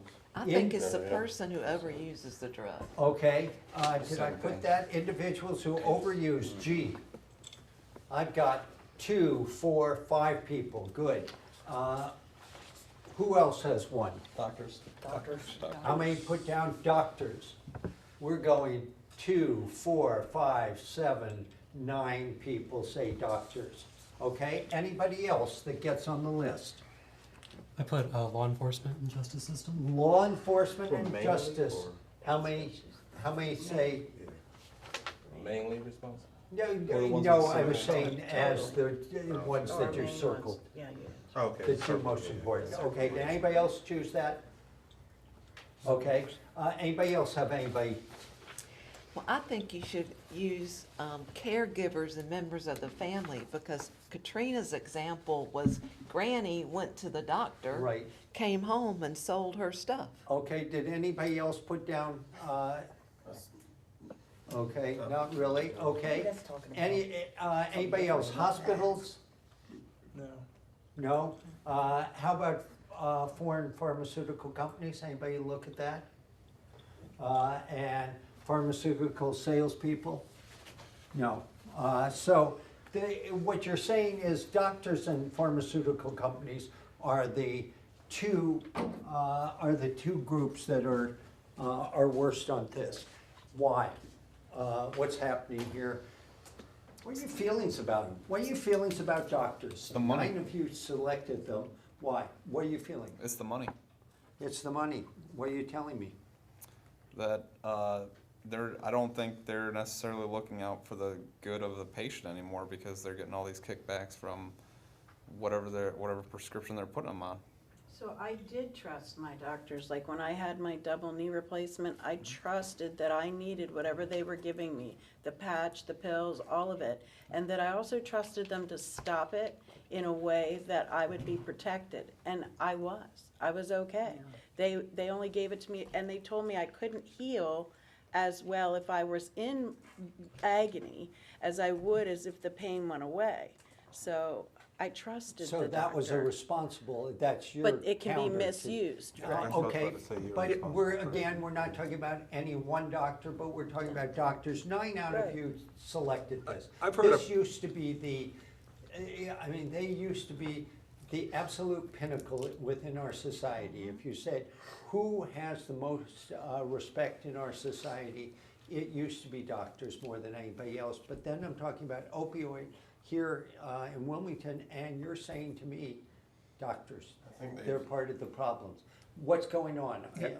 I'll come around and get people, yes. Terry. Yeah, I think there's a practical side, and I've heard this. You go into a doctor's office today, and it's like a mill. They're trying to get you in and get you out. And some doctors will say, look, I'm going to err on the side of maybe prescribing a few more, because they don't want you coming back 2 weeks later. They don't want you calling in to, get another prescription. So I think it's not a nefarious type thing. It's just maybe a practical business type approach that they're taking. Well, and the reason you say it's not nefarious, if they overprescribe pills because they don't want you back, that's, Well, I'm not saying they're overprescribing. In other words, there's the fine line between, okay, should I give the person 10 or 20? They might need 15. So I don't think it's gonna really hurt them to have those 5 or 10 extra. It's not like I'm giving them the thing that says, okay, you can refill it 10 times, the little box. Katrina, you had your hand raised. I think doctors, when we see this with the pharmaceutical commercials now with the drug for everything with 1,000 side effects. And I think I think doctors now are not treating wellness, they're treating sickness. So you don't want, if I know as a doctor, I can solve your problem can be solved with, let's say, just an environment change or a lifestyle change. But that doesn't make as much money for me if I give you this pill. So I'd rather just give you the pill. So I think it, you know, And then, to her point with the side effects, you can prescribe a medication for 30 days and you know you got to get off of that medication for 30 days because it hurts your kidney. But then again, they prescribe you something else. And then you have to go back in and get opiates and all of those other things because of the medication and the kickbacks that they've, yeah, it's, and those people may not need it. And as a doctor, you're supposed to, at this high esteem, supposed to be able to say, wait a minute, this person, however, probably needs a little bit more of a lifestyle. We can maybe do some more mental health coaching, I don't know, some more treatment. But that's not what they're doing. As a doctor, I should trust you enough to say, for you, I'm only going to give you this prescription. I'm not going to over-prescribe you all this stuff to fix it. You need some other help, some other support, and I'm going to refer you here. But that doesn't seem what's happening. It seems it's a money machine, and it's people that should not be on drugs or getting prescriptions of things are getting them. Yeah. And they're becoming addicted, and then it's this cycle. I think in defense of doctors, though, you can't measure pain that easily. And so I think a patient comes in and says, hey, I'm in pain, I really need another prescription. It's a Okay. tough call. Let me get James and a couple other people, come back to you, Annie. I just think it was the pharmaceutical companies, because once again, I mean, like you said before, and there's been evidence that they show, that Terry had said, they've advertised to the doctors and basically, said, okay, you can give them all you want of this stuff because it's not addictive. You don't have to worry about it. You can just, Okay, just let kinda me get give it out. doctors first, and then we'll switch to pharmaceuticals. Anybody else want to say something about doctors? Holly first, then Annie second. I think there's a part of the doctors that they need to take that few extra minutes during those appointments and be accountable and check some of the prescription registries and make sure that those patients are not also getting medications elsewhere. I think a lot of what I see is clients that are getting patients from multiple doctors, and for some reason the doctors don't know who else is prescribing what. Okay, Annie, And quickly. I didn't say anything earlier about it, but I wonder if it dates back generationally to like the Woodstock era. But when thinking about the doctor in that scenario, they used to do the mother's little helper in the 60s and 70s. Doctors have always kind of been alleviating the stress or the depressions or whatever with medicine.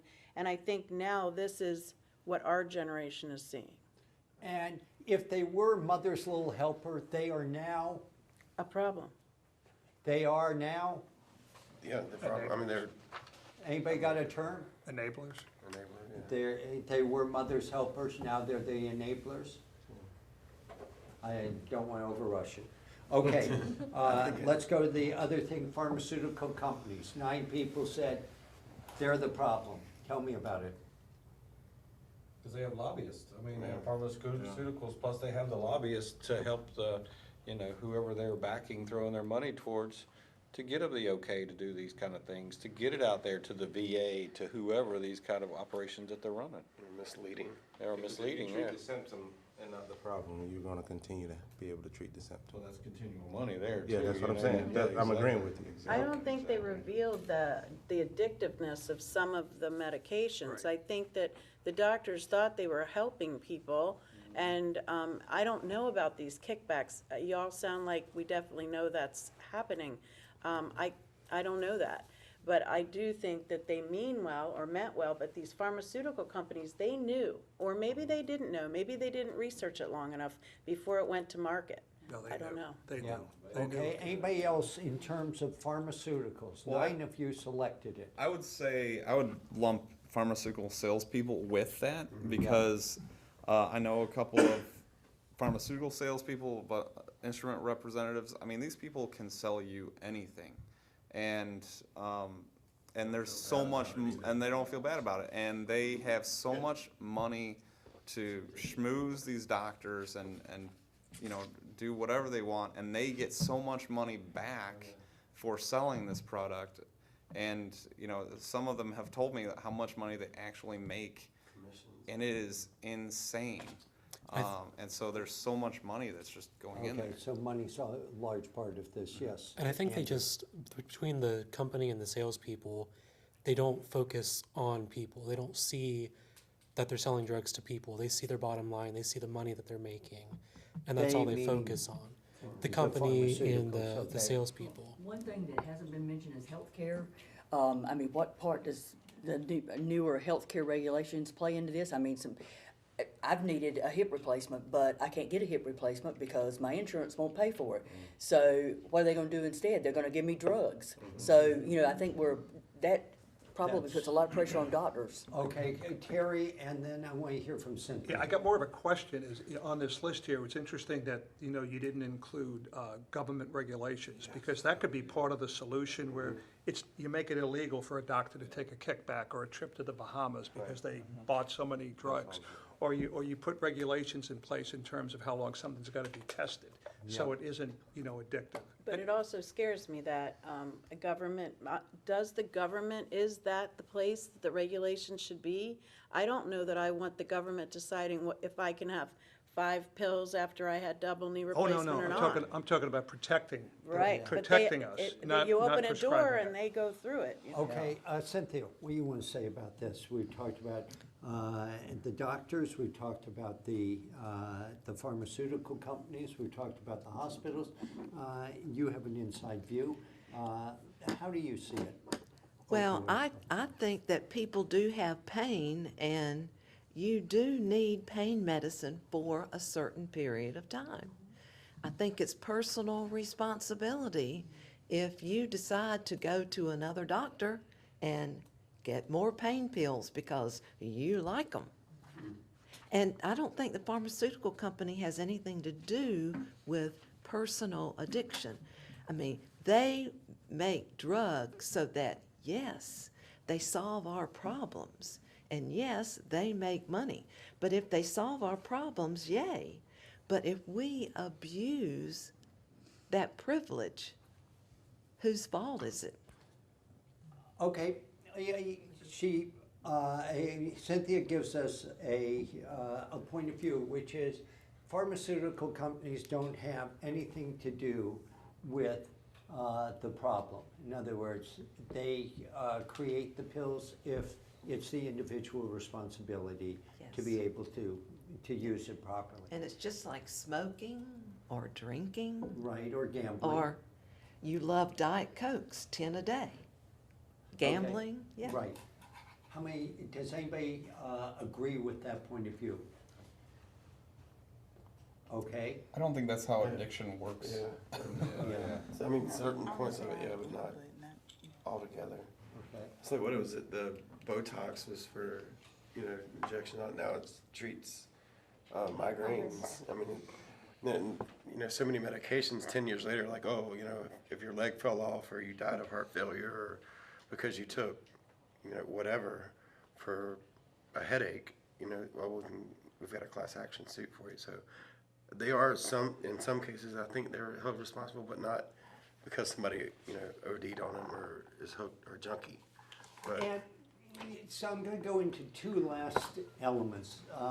And the first element I want to go into is President Trump just recently declared a national emergency and issued a directive for his administration to use appropriate emergency and other authorizations to respond to the opioid epidemic.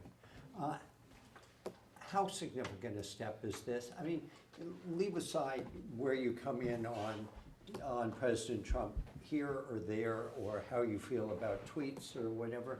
He's announced this. How do you feel about this? What was your reaction? This is obviously an initial announcement. We don't know anything else at this stage of the game. What's your reaction? What are you thinking?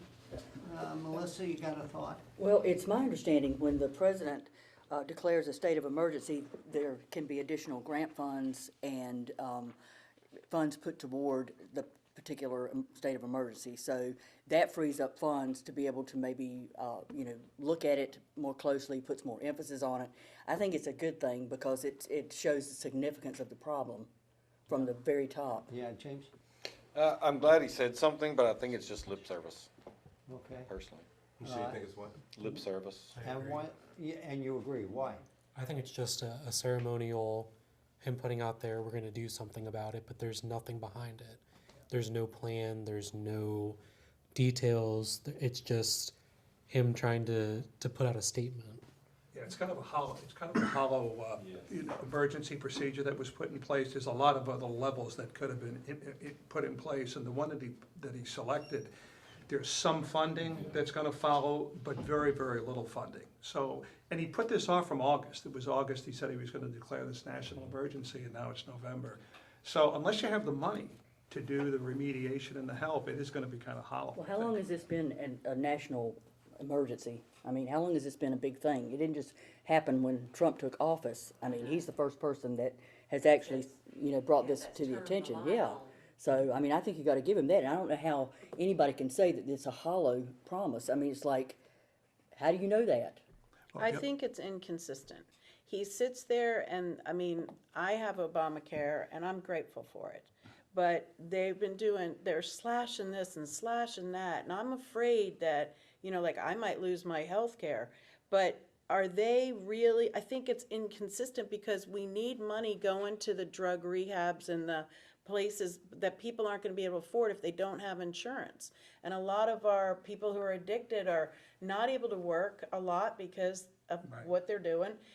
But they're the ones who need massive treatment at inpatient places, but they're not gonna have any insurance to pay for it. So they won't get to go. You've gotta pay like 24 grand up front for some of these programs. Okay. But Y- when you real go quick. into drug treatment, what decides whether you get well or you don't get well?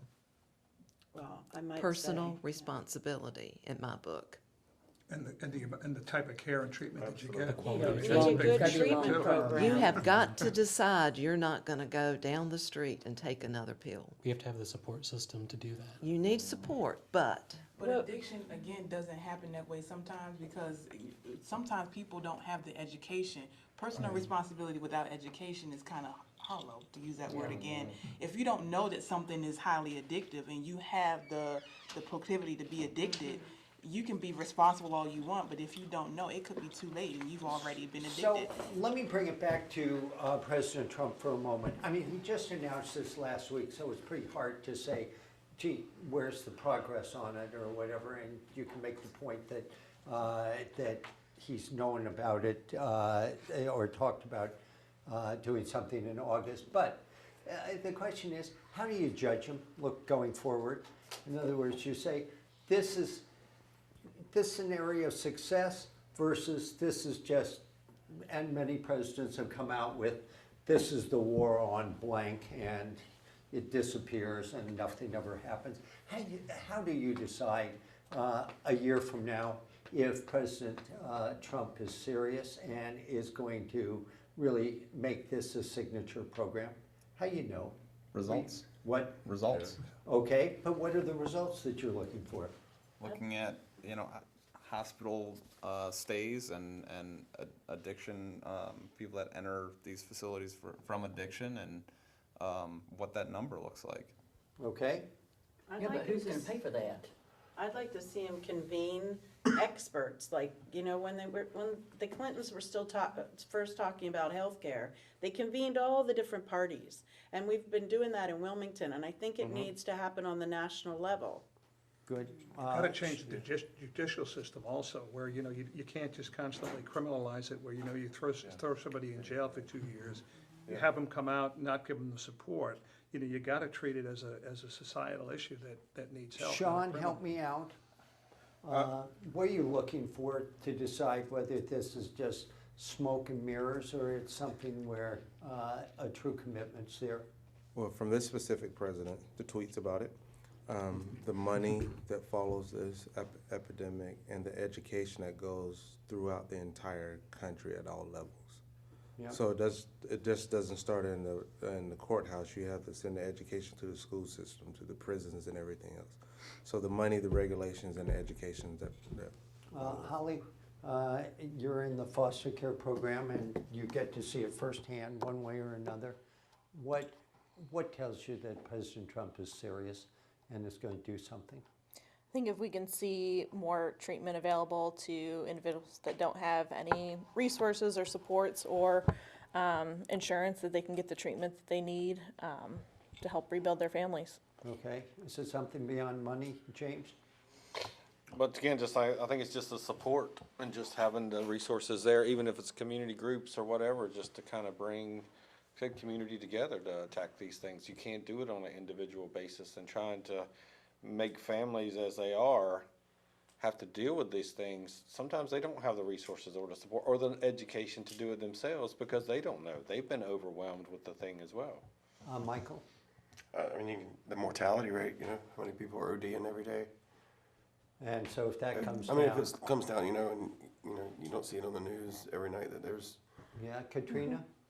I would think it trickling down to a local level. We've seen it, pretty much what Annie and Sean kind of said already. You see the results of people coming together and starting to put together some solutions. Emily? I agree with pretty much what everybody else said. I was reading a little bit about the program that Wilmington is rolling out, and it sounds like a pretty solid program. I'm a big believer in life enrichment and purpose. So I feel like giving these people some kind of purpose in their life to better themselves would be a good program. So let me, one final handout, and this will count for your final grade. You know, Cynthia, the pressure's really on at this stage of the game. You guys have done great. Thank you very much. This is a series of different things that people have suggested as ways of dealing with the problem. And what I'd like to know is, what are the 2 things that you think are the most important out of these 5? And is there any one of these 5 which you say, I oppose? And if you oppose, write down oppose next to it. So it's what do you think are most important? And if you oppose any, what would it be?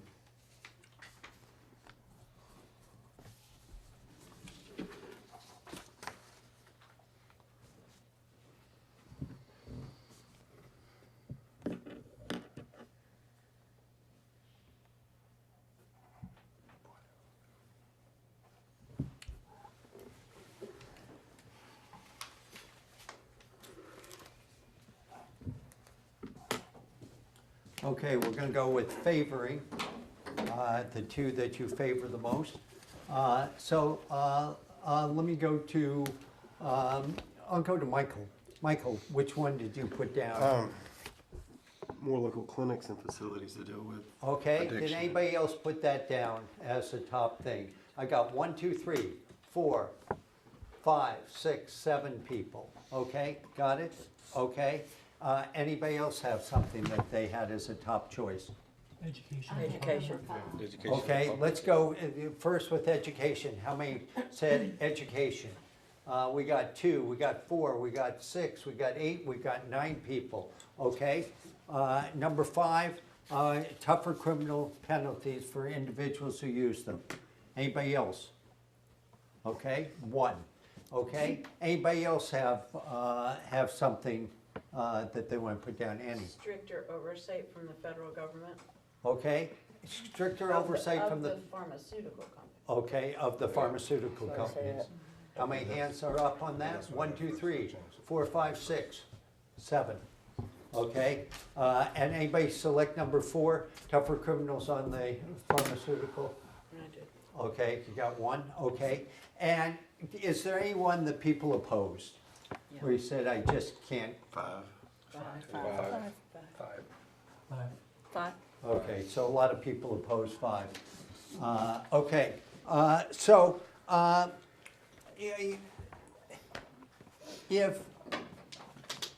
if the Congress were listening to you, what would they do? What's their message from this? What should they be listening to? What should they be hearing from you? I mean, you've sat here and you've told me, let's go around the table and talk to me about where we go from here and what should be done. Me? Yep.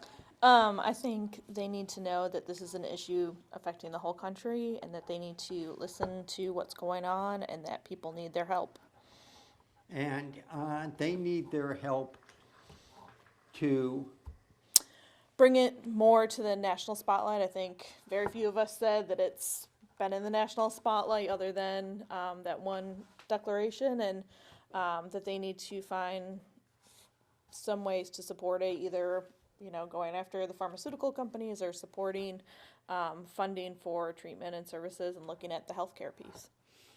Michael, same question. Yeah, I mean, just to more education and help for those that are addicted, whether by choice or by poor oversight from the doctors, or however they came to that point, that these people need help. I think it's more the regulatory side, because I think they need to, with the FDA especially, a lot of these drugs and things get passed through with very limited trials, if any trials at all, and they're put on the market. They need to know more before they unleash these things to doctors and stuff. At least a What disclaimer or something. exactly I'm what's sorry, there. Michael? I was saying at least a disclaimer or something. They can't say. But to advertise that this is safe and you can take as many as you want, I mean, you've duped everybody on down the line from that point on. Good, Katrina. I completely agree with everything James said, that it needs to be from the regulatory perspective first, the supply.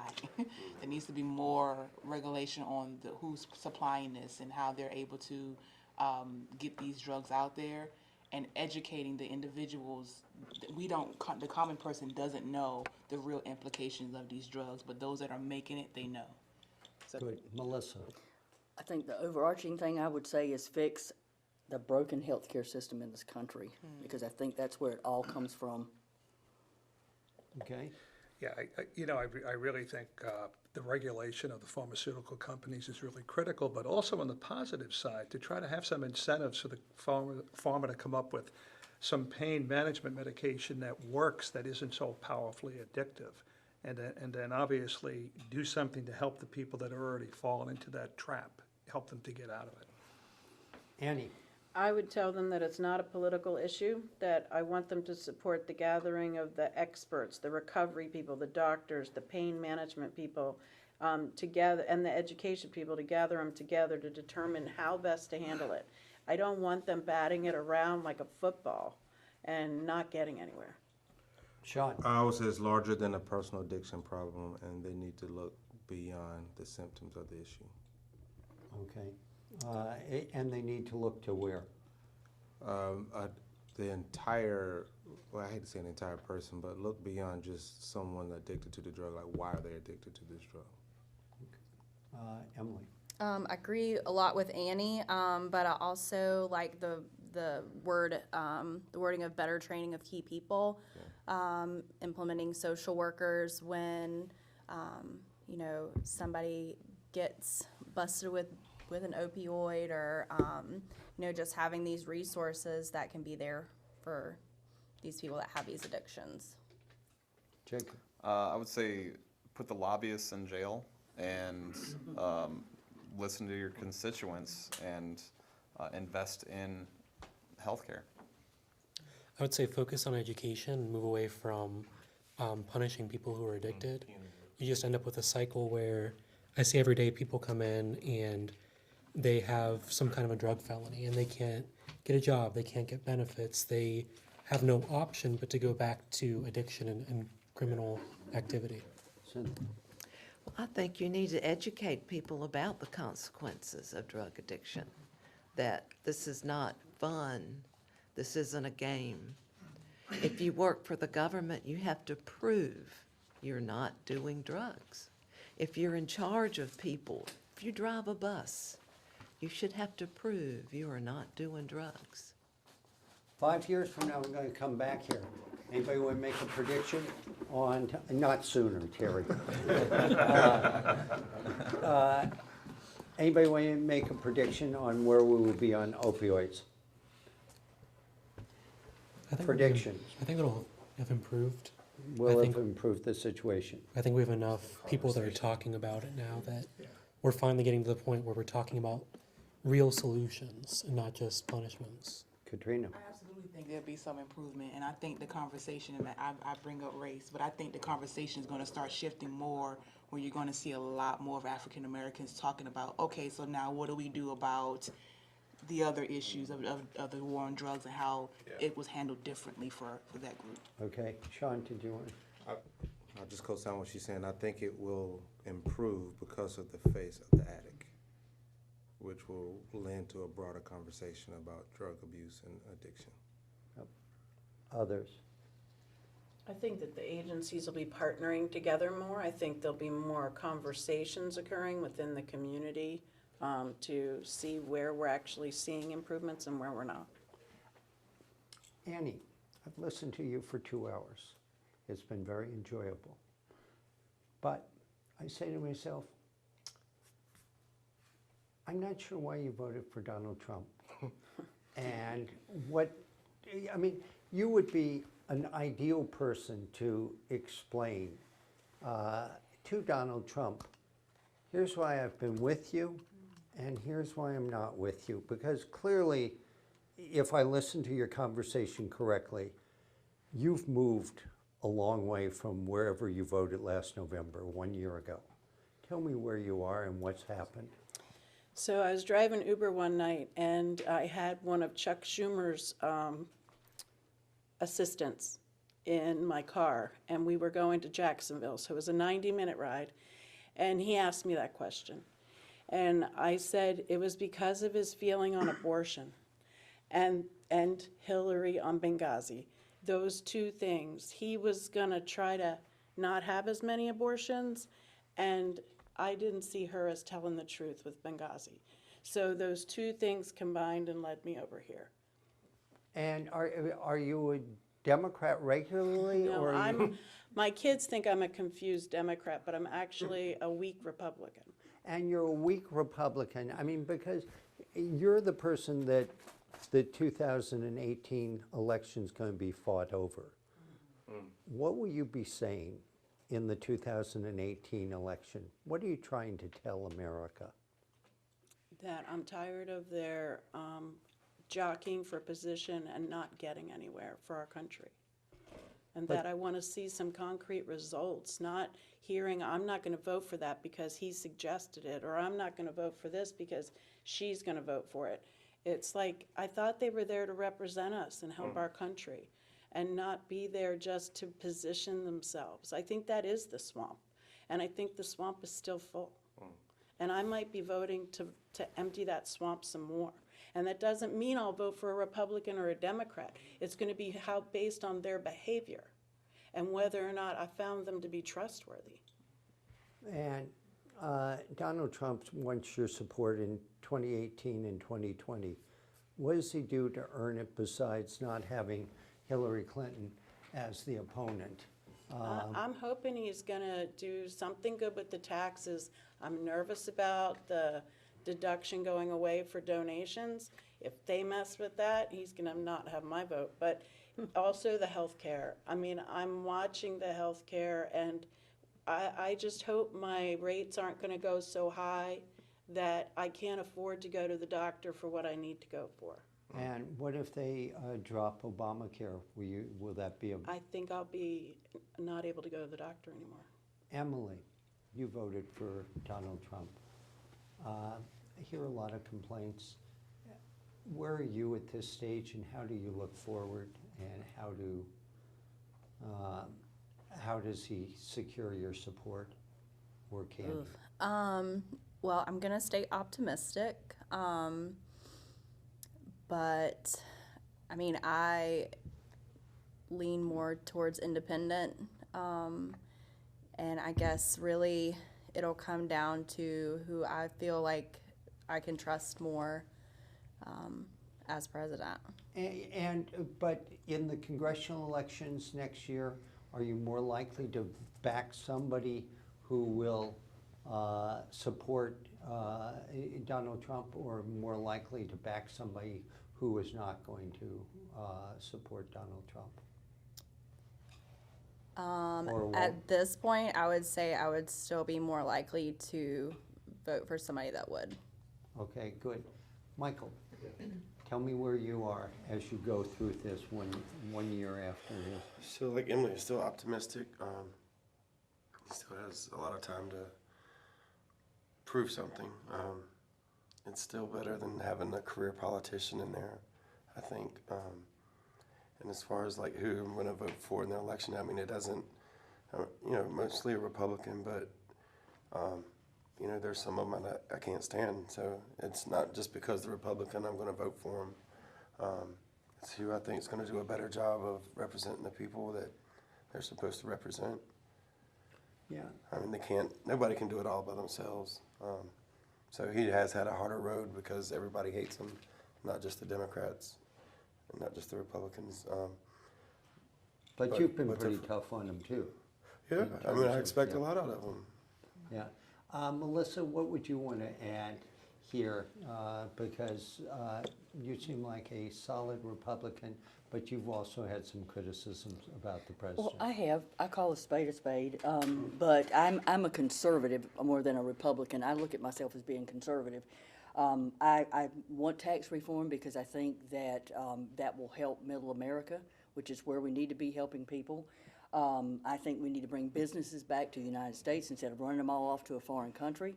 I think we need to get the government out of our lives in a lot of places. I'm tired of them running my life and telling me what's best for me. And I think that health care needs to be reformed because I hear too many people. You're talking about people that don't have access to health care. I have a lot of friends whose health care is $1,200 a month.